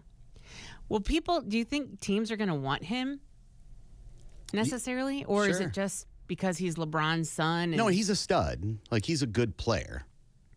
But you don't think they'll be worried about him? I mean, What's with there to worry about? with his heart? I mean, anybody can drop dead at any Yeah, that moment. is true. Nobody knew it was a problem before. Yeah. I think there is definitely an appeal because his last name's James and his dad wants to play with him. And this is an open year for LeBron. Yeah. So there's definitely something there. He was in Cleveland last night for the game and got a standing ovation. Well, that's cool. Wouldn't be shocked to see him play there again. We've come a long way from the time college players were penalized for even having their groceries paid for by an agent, as it happened to UCLA linebacker Donnie Edwards back in 1995. But now it's a multi-million-dollar free-for-all, and some college athletes are getting their bag. Yesterday, great Azabor, considered the best available player in the portal, committed to Washington. The reigning Mountain West Player of the Year is following coach Danny Sprinkle from Utah State to Washington, where he'll have one more season of eligibility. The payday for Ozabar after he makes the transfer, $2 million next season for his name, image, and likeness, which is a new college basketball NIL record. And the Hurricanes aren't going down without a fight. Carolina secured a 4-1 comeback win over the Rangers in Game 6 of the East second-round series from Madison Square Garden. The Rangers had a 3-0 lead as the best-of-7 series shifts back to rally on Thursday. Out west, the Stars took down the Avalanche 5-1 from Denver to go up 3-1 in their second-round series. The Avs will try to avoid elimination in Game 5 from Dallas on Wednesday. A pair of matchups in each conference takes place today. The Panthers will try to eliminate the Bruins in Game 5 from Sunrise, while the Canucks hope to take a 3-1 advantage over the Oilers in Edmonton. And that's your Balls to the Wall Sports. I'm Lindsay on 97.5 KMOD. Balls to the Wall Sports is powered by the award-winning service of ground. As it could be. Sure. Okay. Continue to the site. Subway comes in at number 6. Oh. It has their rankings on What's here. number one? I got to scroll down. It doesn't have the number 1 listed on the quick list. Well, what's number 5? Listen, here's how it goes. 6, 18, 34, 46, 58, 63, 69, 89, 99, 100. There's nothing really. It says Okay, rank in okay, there. okay, okay. So, all right. So the list you're looking at, those are sandwich ones on the list. So the number 1 sandwich shop is Subway, but it comes on number 6 of all, like, probably fast food. Probably so. U.S. sales and U.S. units. Subway did 10,000. This is the 2019 numbers. Did $10,000 in 2019 with 23,801 units. So is that sandwiches sold?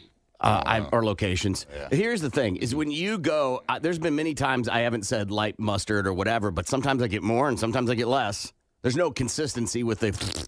Right. Yeah.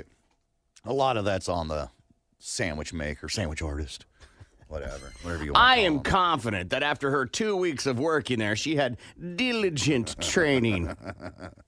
She sat back there and watched the videos, man, before she started the job. There's no video. There's no orientation videos.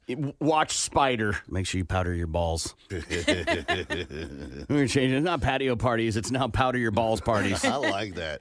Are you going to bring the powder? Are you going to be doing the powdering? Who's powdering? Every patio party Powder since the before you age of time. Right. Every single one. Powder them up. Absolutely. Do you just like put a pile on like the counter and just kind of dip like you would your donuts and your coffee? No. Or? So what I do is I put it in my hand, right? And then I waddle into the carpeted area in the closet, right? Okay. And then I have to it's kind of like a squat. Okay. And then I do the sides. Okay. And then I go underneath. Okay. No padding at all whatsoever. Just kind of. No padding. Okay. It's not padding. It's not playtime. Well, you know what you do in your carpeted part of your closet is your business. And then whatever's left Is it a goes rub? in my armpits. Okay. Makes sense. If it's not a pad, is it a rub down? That's what I said. I said rub. Yeah, on Right, each side. right, Yeah. Okay. Right. Yeah. What are you, a patter? I'm not a patter. I'm not even a powder. Dude. I'm a sprayer. Dude. I'm a sprayer. I got the talc spray, man. No. Dude, going with powder is a game changer. You say that now, but on a steamy, balmy day like it has been, you get that cold spray on your boys.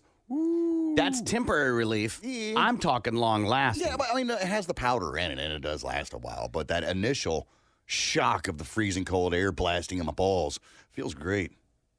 Don't knock it till you try What is it. the movement is what I'm worried about. What, do you think it's going to blast them off like It a could sand Yes, blaster? I know. I don't want a cold burn. Airport runway worker killed after being sucked into the airplane engine. Yikes.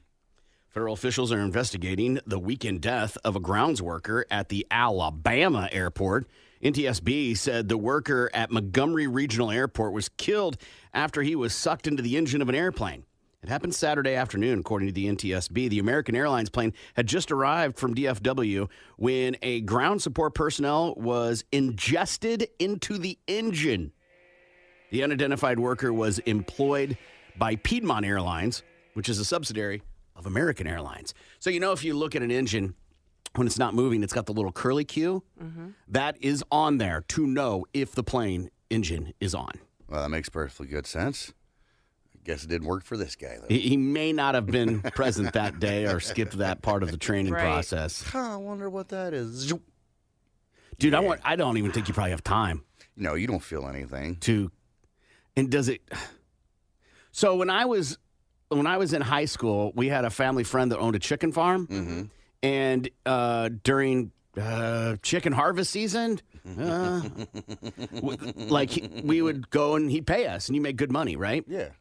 And you load up just the females, you don't load up the males, but you have to kill the males, and you're supposed to pop their necks and throw them in one of the cages, and then they get collected later, right? Yeah. Okay. Yeah, makes no sense. I'm sorry, cancel me. I don't know. I'm just saying that's the way it worked. Some of us, not me, would throw the chicken into the industrial fan. That chicken into the industrial fan, which are those big. Boom, boom, boom, boom. No, not me.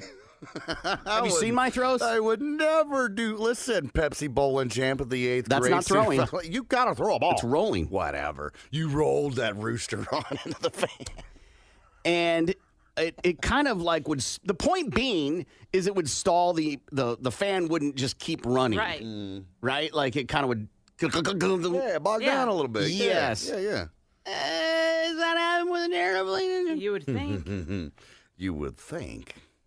But if that's the case, if something that ends up getting sucked into the engine is automatically going to shut the engine off, that would not be a good idea for a plane. Because ducks, geese, birds, Superman, whatever. Yeah. I mean, the movie where they landed the plane in the Hudson, that's what that was about. Yeah. So if it was going to, shut off anytime something flew into the engine, well, they wouldn't be on the ground or they wouldn't be in the air. And what type of plane are we talking about? A big one, a small one. If it's a regional airport, seater? it's hard. No, it ain't a big one. But anyway, crazy. Got to take a break. It wasn't me. I didn't do it. That was 30 years ago. And did you get any of the guts on you? What is it? No, you looking projects at out. A statute of limitations here to see if it's okay? Totally. Let you throw I your didn't say okay. cocks in the fan? Come on. Quote unquote Christian woman arrested at a splash park. This happens in Ohio, where cops were called out to the Cedar Point Shores Water Park there in Sandusky. All right, they say that a woman that describes herself as a Christian and a grandmother was arrested because witnesses told her that she called a child a brat, a fat ass, and then pushed him off a floating toy. I mean, brat, right, fat ass. and then pushes his tubby ass off the floating toy. Get out of here, fatso. Yeah. So they show up to this water park because this elderly woman, she's 67, and she's picking on this kid. They talked to the mother. Her name's Jennifer. She told them what was going on. And she fingered the 67-year-old woman. She's over there. The cops go over there, and they talk to her. They're like, what's your name? And she says, I am Jennifer Lee Miller. And then she gives them an address, a date of birth, phone number, all the information they're looking for. And she admitted to calling the kid a brat. But she denied swearing at the child and says that she never touched him at all. She says that she's a good Christian woman and a grandmother and would never do such a thing. Anyhow, other witnesses contradicted what Jennifer had to say. And that's when the cops are like, listen, Miss Miller, if we have to come out here again, we're going to arrest you for disorderly conduct. And that's when Jennifer's like, okay, fine, whatever. So the cop leaves. And then I guess something clicked in the cop's brain like, something didn't seem right about this whole situation. So he goes back to the water park.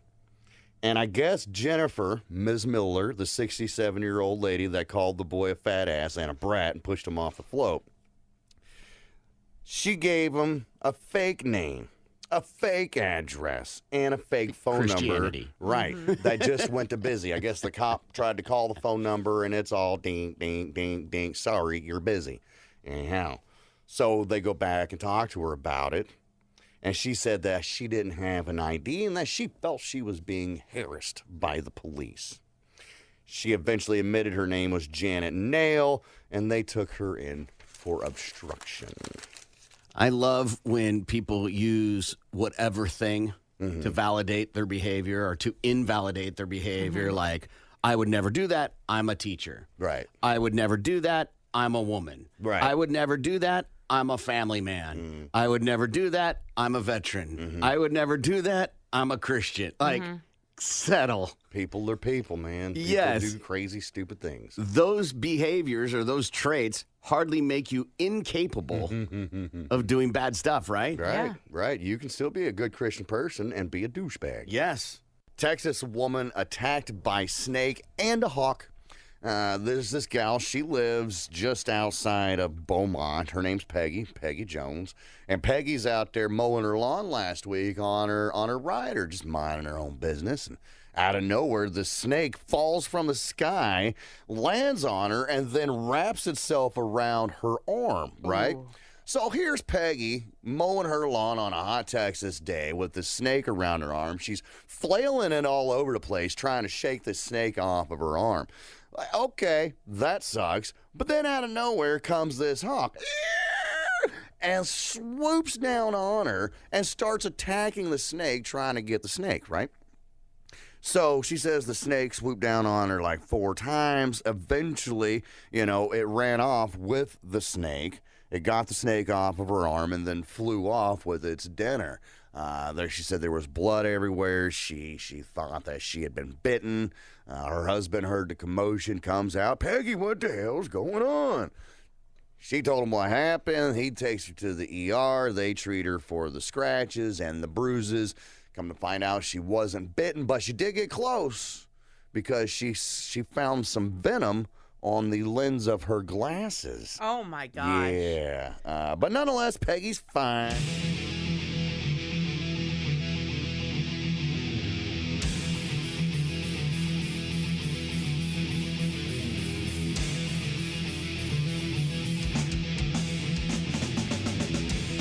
Good morning. It's the Big Mad Morning Show, 918-460-KMOD. You can also text BMMS and then what you want to say to 82945. Good morning, Lindsay. Good morning, Corbin. Happy Dirty 30 to porn star Noah Benzie. She's a New Yorker in Hotel Shower Fun, Naughty Nurse Noah, and Super Soaker. Good morning, Gimpy. I am not happy that I clicked on that. Good morning. We have this neat little feature on the iHeartRadio app. It's called Talkback feature. It's another way that you can just kind of get with us. You can always call us in the studio, or you can text us, or you can use this. And it's a little microphone down in the corner of the iHeartRadio app when you open up KMOD. And we have one from somebody here that shares a sentiment, a same sentiment that I share. So I thought I would share with you guys. Good Lord, if you order a mushroom-only pizza, you deserve to be shot by that son of a bitch. Nasty-ass mushroom-only pizzas. All right. On Tuesdays, we do To Tell the Truth. Let's get started. Time to tell the truth. This is your opportunity to ask anything you want. Just remember, keep it clean. No bodily fluids, nothing sexual, and don't forget, we can and will pass on a question. Let's open up the phone lines. Here's Corbin and the gang with all the truth you're going to need. 918-460-KMOD, 918-460-KMOD. You can also text BMMS and then what you want to say to 82945 for To Tell the Truth. I don't love this one, but we're going to read it anyway. Marry, bang, kill. Lindsay, Gimpy, Corbin, and you can't kill yourself. Okay, Well, I that can't. just takes all the fun out of it. Right, But I can bang myself? They tell me to all the time. right. Well, I can't kill myself. I'd want to. I don't think I could be married to either one of you. You have no You had choice. a choice. I would. Well, I could marry myself, apparently. Then you have to bang one of us. Yeah, that's right. Yeah, I think I'm going to have to find out what all the hype is all about and bang Oh, yeah. Gimpy. Oh, right. Sorry, Corbin, I love you, but I'll have to kill you You don't. Yeah, that's right. because I can't kill myself. All right, Gimpy. Yeah, I'm kind of with Lindsay on that one, man. I'm going to marry myself. I'm very happy with myself. We make a great couple. We have a lot in common. So many common interests, man. And anytime I'm going out with myself, it's always a great time, right? Never let myself down. Always just, we just have the most fun together. The conversations can just go on for hours and hours and hours when I'm with myself. So I feel really just in love and at peace with myself. So I'm going to go ahead and marry myself. That leaves me having sex with Lindsay because, Corbin, sorry, it's not my type, bro. No, that's fine. I hope you understand. Totally. Ass is about the same size. Boobs are almost getting there to close together, but sorry, man. She's got something that you don't. And so I got to kill you off, man. No hard feelings. No problem. It's just part of the rules. Yeah, I get it. Hey, life's full of choices. We are our choices. Right. I'm going to bang myself because I'm not banging either one of you. And I'm going to kill Lindsay because I'm marrying Gimpy. I'll be divorced soon. So. That's right. There we go. That will not last long, will it? All right. To tell the truth, would Lindsay start an OnlyFans? I would. If I was broke enough, definitely. And I'd have to it would have to be definitely porn because that's what people want, right? That's what sex sells. People always say, like, yeah, start an OnlyFans and be feet pictures. No one's looking at feet pics. Yeah, they are. Yeah, I that's mean- so, Yeah. so naive of you. Yeah. The things that people do with said feet pics I would think blow that's your weird. mind. I think it's right. It is but weird. it's- I Do think not- it is. Do not make the mistake that no one's looking at them sexually. Wow. Do They're not doing make sexual no, things with no, feet no, pics. no, It's gotta be. no. People are looking at pictures of feet and masturbating. Yeah. But not with the feet. Yeah. Right. So you can do just pictures of your feet. You could do just pictures of your underwear at the end of the day. Yeah. You could do pictures of you, videos of you eating. It doesn't have to be porn. Right. OnlyFans is a weird psychological experiment. And people, they want access, like to access you Yep. and put in requests. But it doesn't have to be penetration sex. No. So weird. Mukbang videos. Just sit back and gorge yourself with all the cheesecakes and pies, turkey legs, big old bowl of peas. Just Crazy. sitting in a bathtub, not seeing anything naked of you. Right. And if it's a bathtub full of brown gravy, oh my God. Even that's a whole other classification. It does not have to be penetration sex. So would you start one? I would. Okay. Would you rather, I'm not reading that one. Would you rather, okay, if the three of you are going to get matching tattoos, what are you all getting and where's it gonna be? You each get to choose one. So, Lindsay, you have to pick a tattoo for all three of us and choose where we're getting it. The only tattoo I've ever wanted to get is the word more, and I would put it on my wrist. Explain. That my dad and I used to always say, I love you more.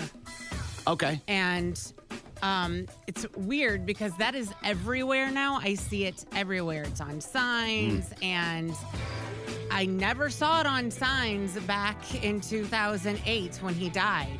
Well, everybody figured out where to meet for dinner. Yeah, right. So I would just get the word more, and maybe even in a different language. I don't know. So we would Just- all have to get more on our wrist? Yeah. Okay. Gimpy. So when you're at the soup kitchen and you put your bowl out, they know what you're there for. There you go. More. More. Please. Wow, this is so easy, man. Everybody's getting a tattoo of my face on their chest. Damn. Yeah. Ouch. So when you're thrusting away on your wife, that's all she sees is I'll just wear a shirt. my chest. No, it I doesn't wouldn't work like subject her to that violence. Or when you're scrubbing up in the shower, he's rubbing it all over my face. Yeah. And then Lindsay, of course, when she's, getting hers or whatnot, laying there, whatnot, her old man's got to sit there and stare at my face because she ain't going to just take her shirt, leave her shirt on. Yeah. My face, y'all's chest. And then me, it's just me. And so I got a shower curtain with my face on it. Right, a so. tattoo of yourself. So Yeah. when the women are already too drunk, Yeah. they'll see quadruple instead of double. Remember Right. what it looks like. Well, this is four of them. I guess I'd just get BMMS on your neck. Okay. Back of the neck, Big front of the block neck, side front. of the neck. Okay, yeah. Big like block that. letters. Throat, yeah, I like that. Yeah, that feels good. If there was a BMMS reality show where you three had to live together and do the show every day for, say, a month, what would be the ongoing source of drama that would drive the story? Ooh, that's fun. So we're together in a house. Mm-hmm. We're doing the show every day together. What is the source of drama?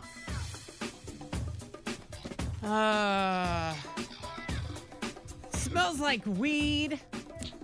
It smells like weed too much in the house because it's going to be a small house, right? Sure. Most likely. And Gimpy's got to have all of his animals with us because he doesn't have someone watching them. And so you're going to be pissed about that because you hate dogs. I don't hate dogs. I know. He doesn't hate dogs. He hates everything, Lindsay. Remember? Right. Yeah. You're the ones with the problem with it, not me. Yeah. It's going to be really loud.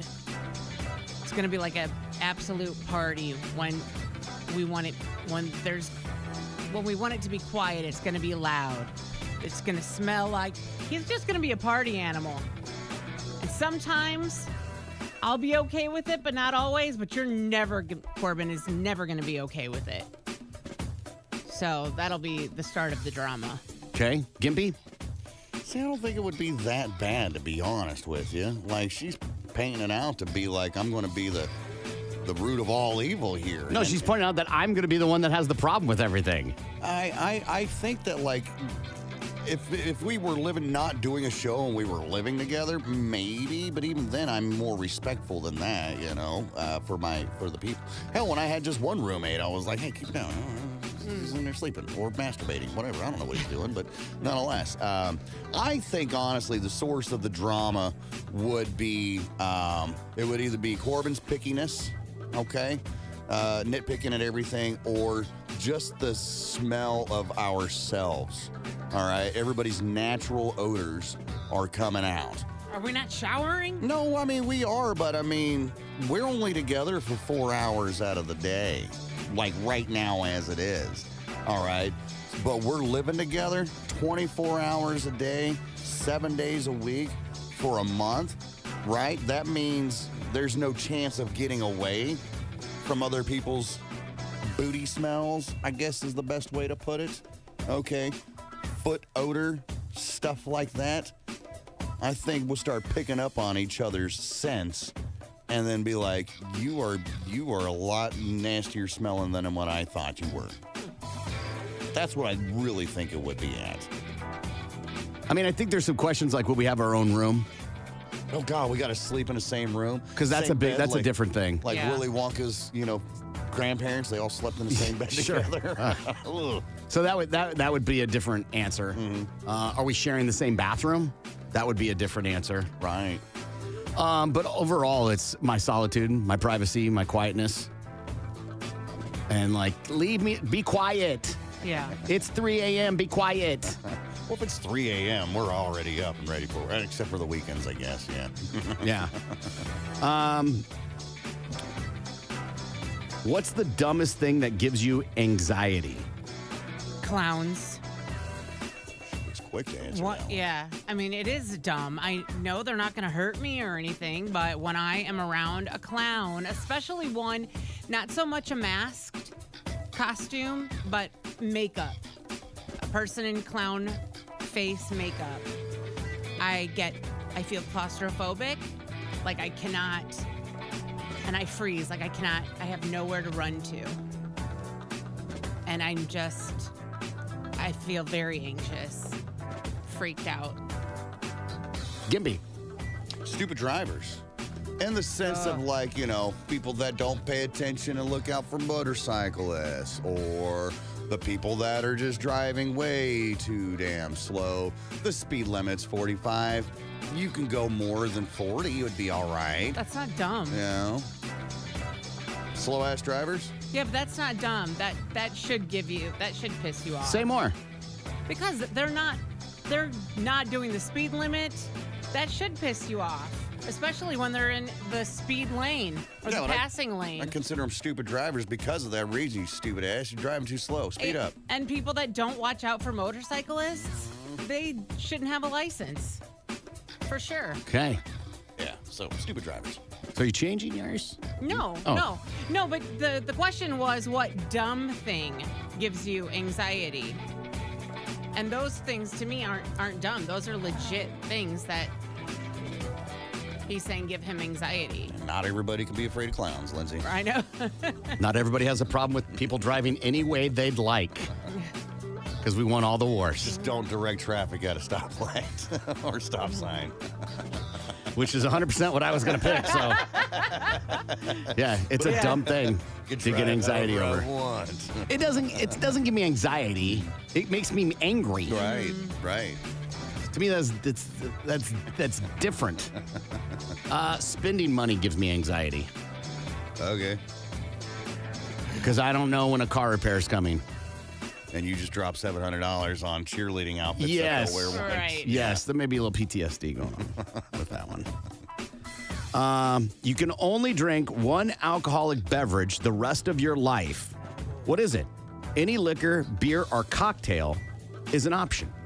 Damn, that's a good. I didn't see wine or bubbles on that, so I think we add that because that is liquor. Yeah, so, yeah. So you can only drink one alcoholic beverage the rest of your life. What is it, Lindsay?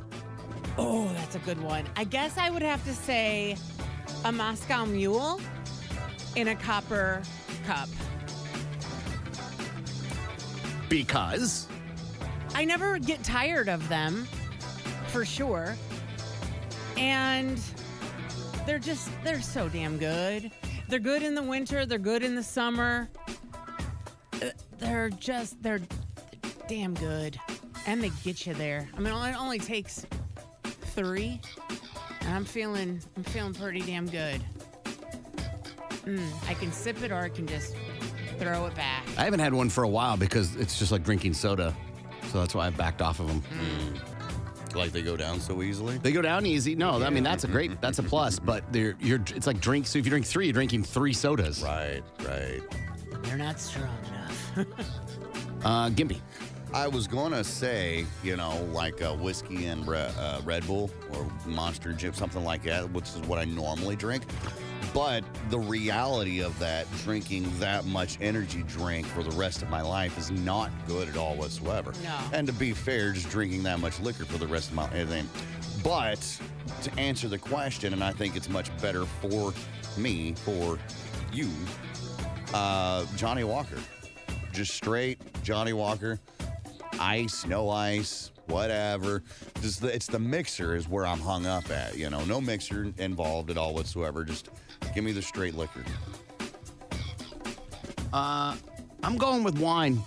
Okay. I'll go with a Pinot Noir. Drink that the rest of my life. Okay. Can drink enough, you'll get drunk. Mm-hmm. It goes with anything. It worked for the Romans for forever. Right. They survived a long time off of it. Mm-hmm. It is the go-to in prison. So when you're trying to survive, it is the thing that always stands the test of time. Okay. So I'm gonna go with wine. Let's see. I don't know if I understand this question, but what's the moment in life you realized you didn't have teenage invincibility? Like where maybe you couldn't get away with just about anything anymore. Maybe that's where they're going with. I don't know. I guess my first speeding ticket. How old were you? Oh, almost 18. I was driving. It was my second or third time driving down to Purdue University. I was driving back from Purdue University, and I couldn't cry my way out of it. And it worked before, but this time it didn't. I got a speeding ticket. Gimpy. I'm going to say probably when my friend in high school died. He got hit by a car. You know, it didn't happen to me, but he was so close to me that made me realize that anything could happen at any point in time. And this cat died at 17, so that lets me know that, you know, you just never know. That's a good one. Yeah. I hadn't thought about when my cousin died when I was 16 as being that moment. I never felt like there wasn't a D-Day, so a Discovery Day. So I never felt like I would get away with anything. But probably in college, this is the only thing I can come up with. Probably in college when I didn't have any money and I was living by myself in the summer and I had money for food. The electric bill was due. I didn't have any, and I was by myself and I had to reach out and ask for help. That's the only thing I could think. Okay. Yeah. All right, we got to take a break. We'll be back. Tulsa's Morning Show. What that day was like when the automated garbage trucks came through, like the day that they got those, or they were told they're getting those, what that day was like. They probably hated it Why? because it eliminated jobs Oh, that's true. Well, I still see 2 or 3 people in those trucks. for residential, but for Trashosaurus Rex that picks up the dumpster, Yeah. it's one person. Right. Okay. Kelly Sarber, the president and CEO of Strategic Management Group, again said that we had a woman in New York City mistakenly toss her diamond ring into the trash. She then paid an undisclosed amount of money to have one of the massive barges that took waste from Manhattan to Fresh Kills landfill pulled out of service so the garbage collectors could dig through the thousands of tons of trash until they found it. And they did find her ring. Raccoons. My favorite thing about emptying people's trash is the raccoon surprise.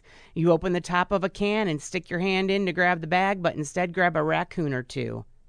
I saved a few of those cute little creatures. Cute. Get out of here. Yeah, no kidding. Text came in. I also learned that people tip the trash man with cash and beer. Nice. I mean, cash, I've done that. I've tipped the trash people.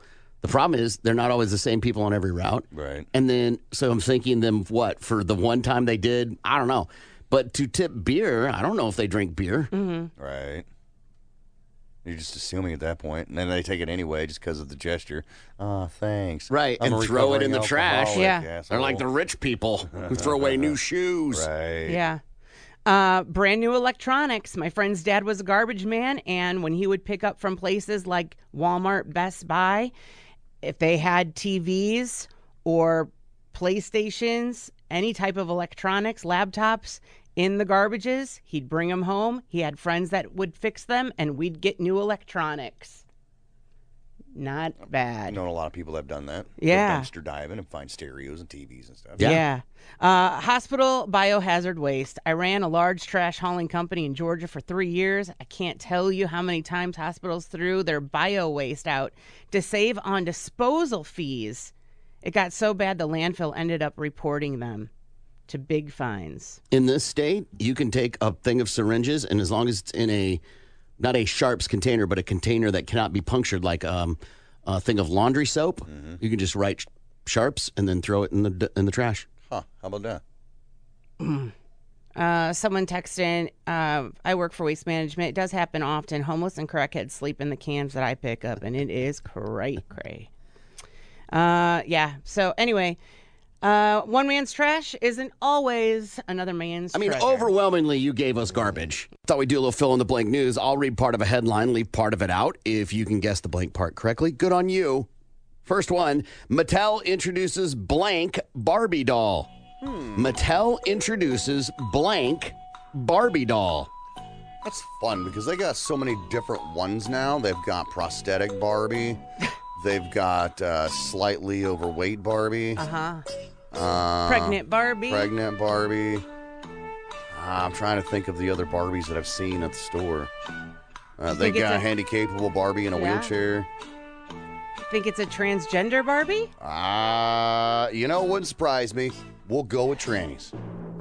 If you've seen the movie, you know Kate McKinnon is a breakout character in the movie. Weird Barbie, from the hit movie Barbie, is getting its own doll. The doll, inspired by Kate McKinnon's character, and is complete with a pink baby doll dress, short, spiky blonde hair, and pink and blue highlights, squiggly forehead line, and a circle around her eye. Announcing the doll on Instagram, Mattel wrote, "Barbie knows what it's like to play just a little too much." The Barbie movie has earned more than $1 billion at the global box office, making it the first film solely directed by a woman to ever cross that mark. Funeral Home is offering blank-themed coffins. Funeral Home is offering blank-themed coffins.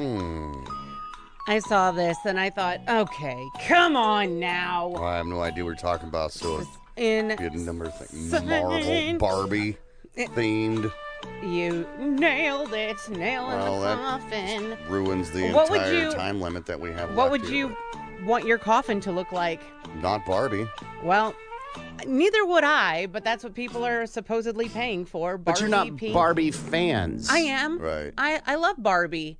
But Sure. Do you have anything Barbie themed in your home? No. Okay, then Absolutely not. But that's the point, right? Yeah.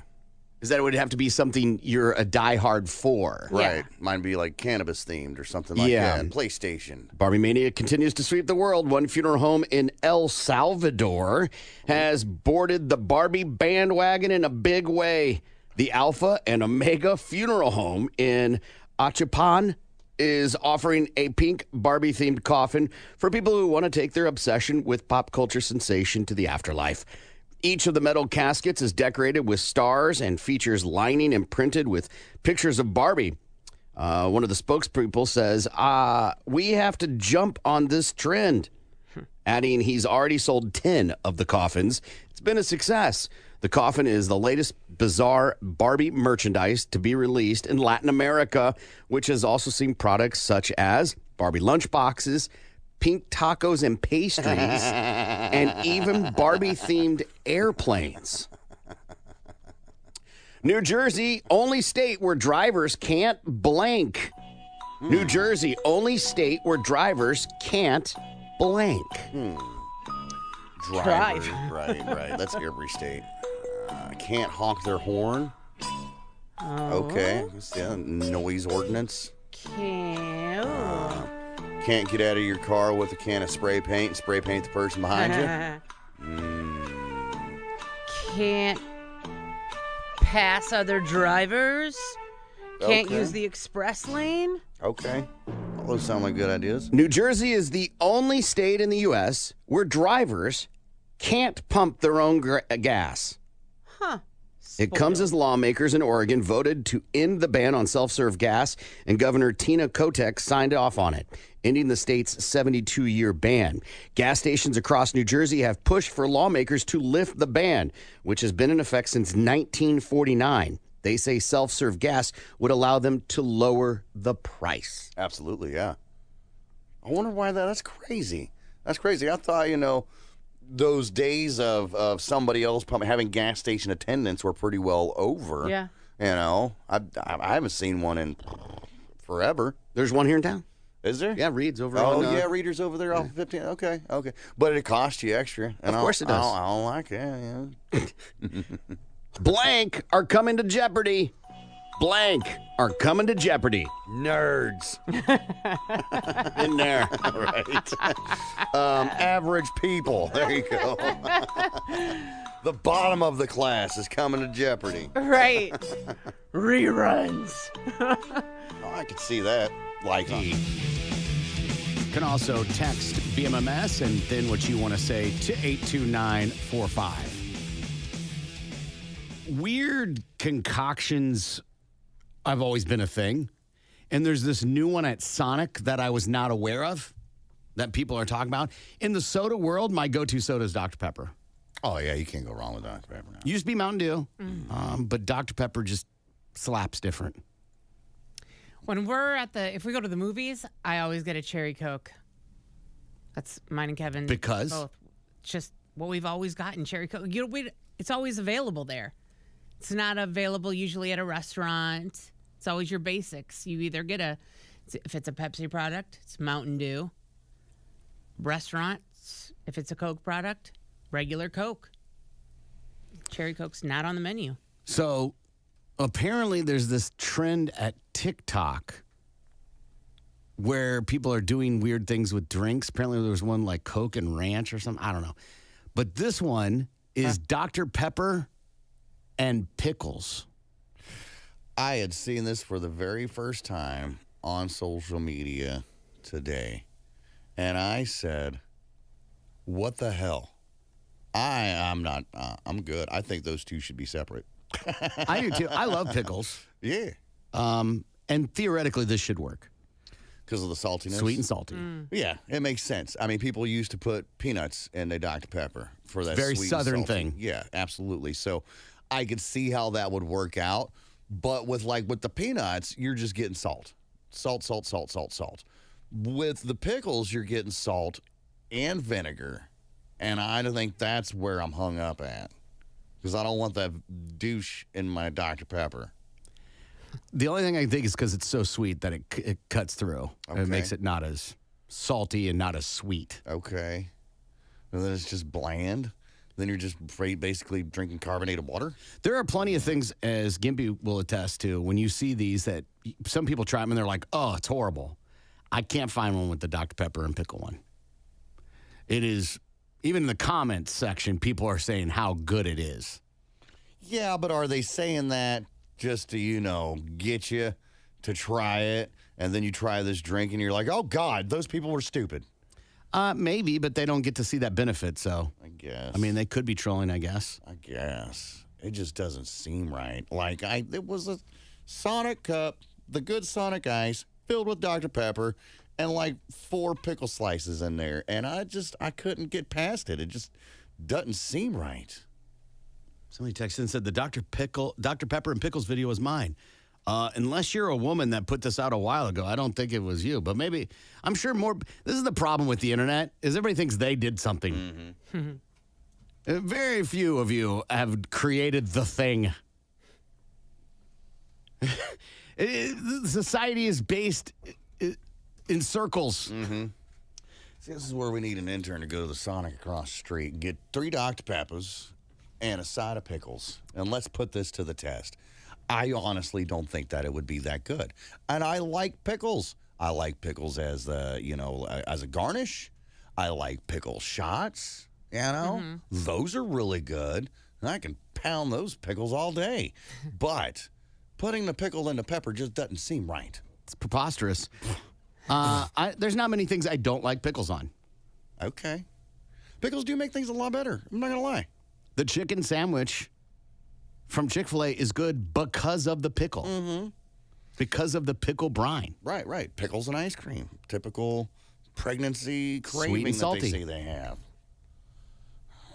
I never craved it.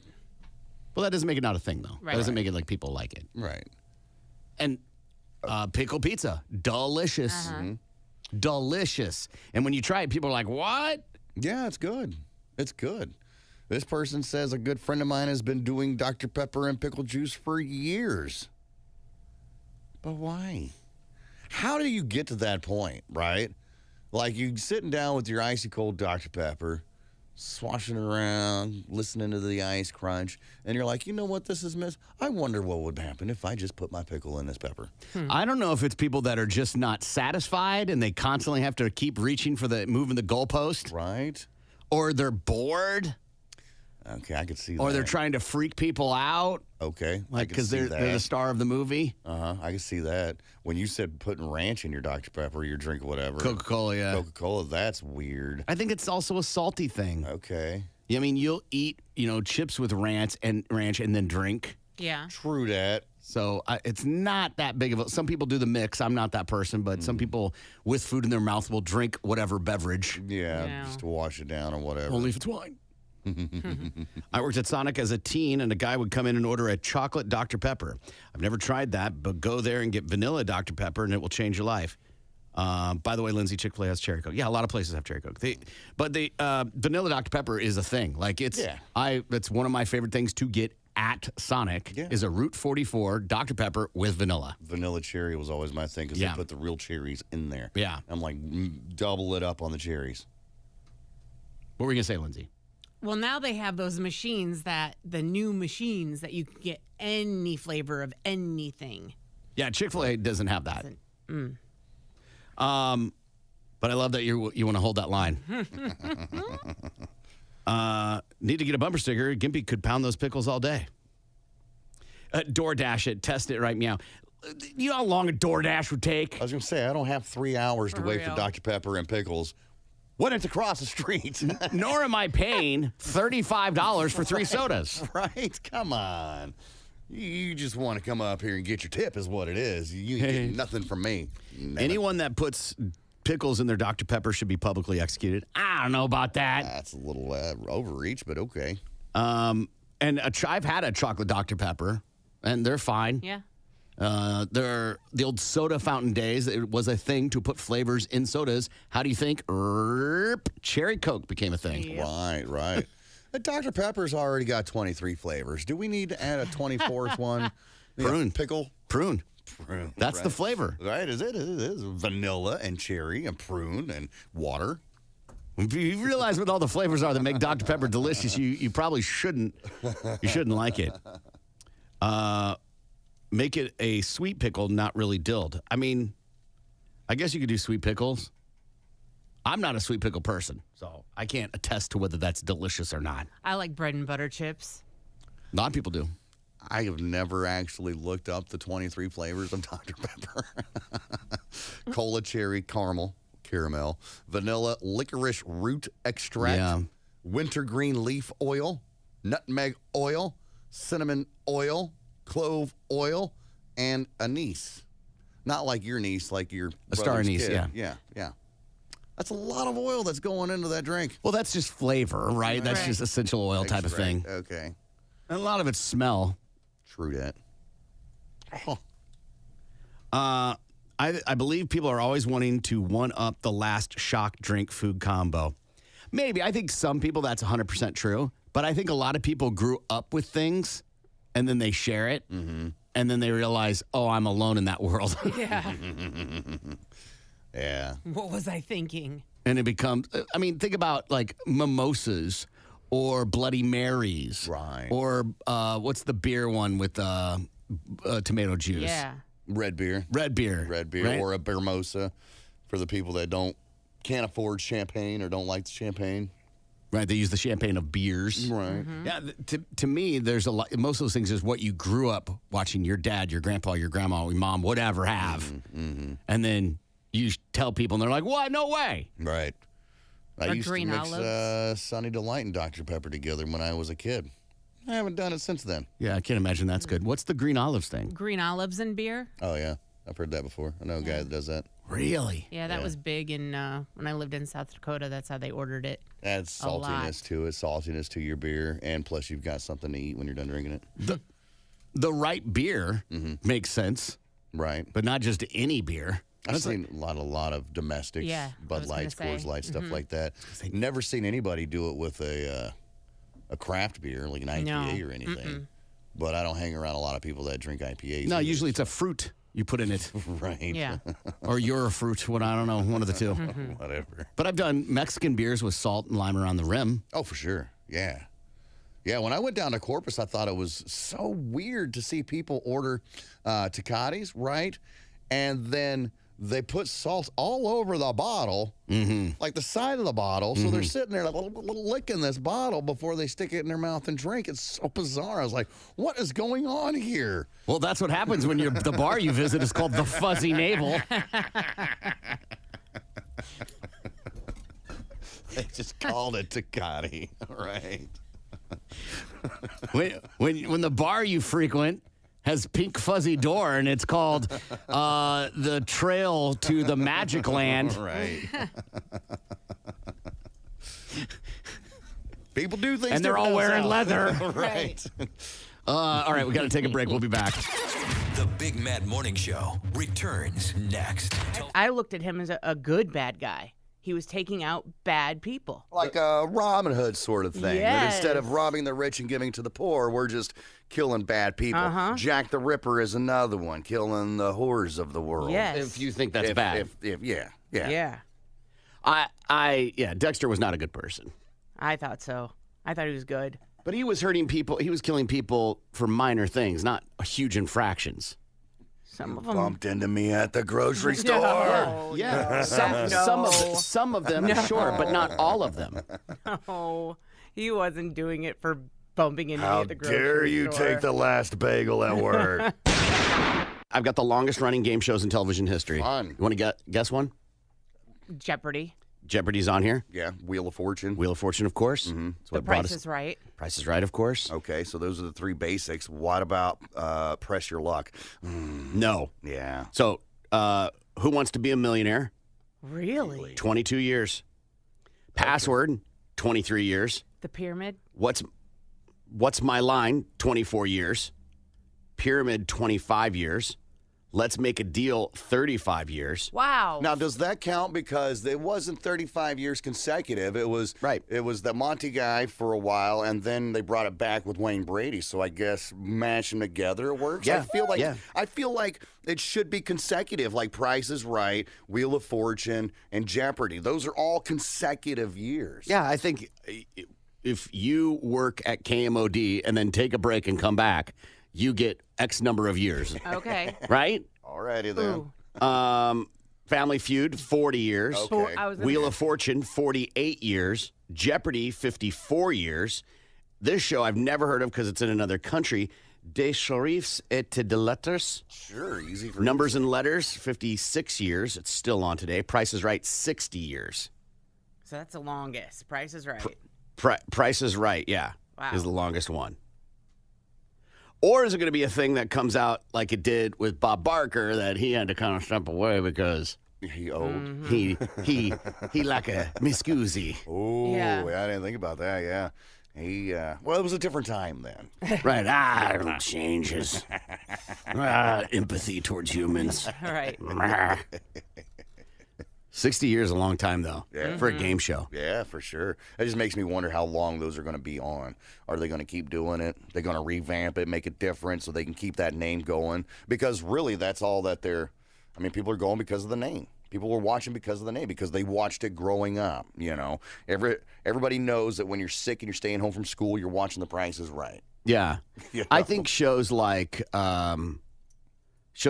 Price is Right is a different game show, obviously, than like Jeopardy or Wheel, because they have to technologically evolve. Okay. They have to evolve the show and the games. Right. You can have some classics, but you've got to introduce new games on Price is Right, because technology changes and people's understanding of things changes. That makes sense. Wheel of Fortune, it's spin a wheel, earn points. It's Now, the how same they game. derive the letters and things like that, or on Jeopardy, can obviously change.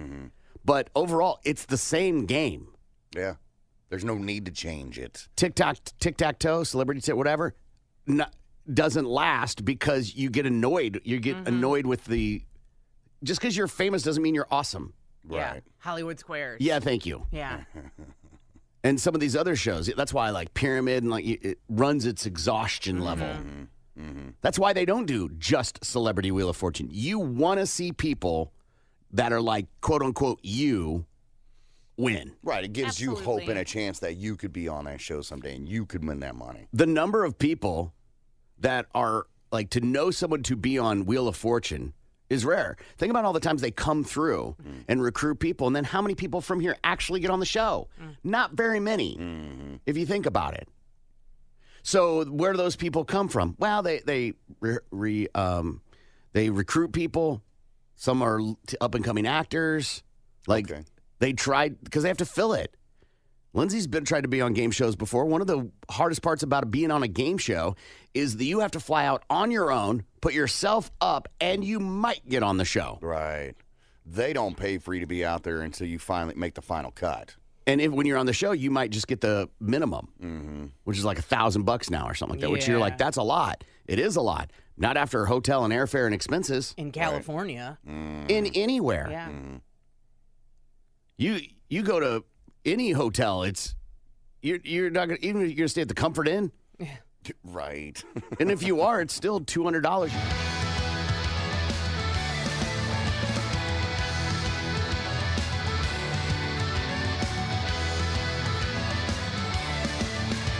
I'm a sailor pig.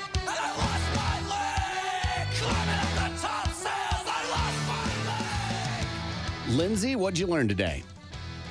I learned that some poor bastard got a boost of confidence and now needs a boost to his immune system. And sometimes it takes a little pinch and twist to scratch an itch, and sometimes it takes a shot and topical cream prescribed by a doctor. Gimpy, what'd you learn today? I learned that the Loch Ness Monster is running Tulsa Transit now. He said I need about 350. And I also learned that we got to taste Corbin's creamy goodness this morning. I learned that Pinch and Twist and The Flick and The Wolverine are also 3 movies that today's 9 o'clock porn star were in.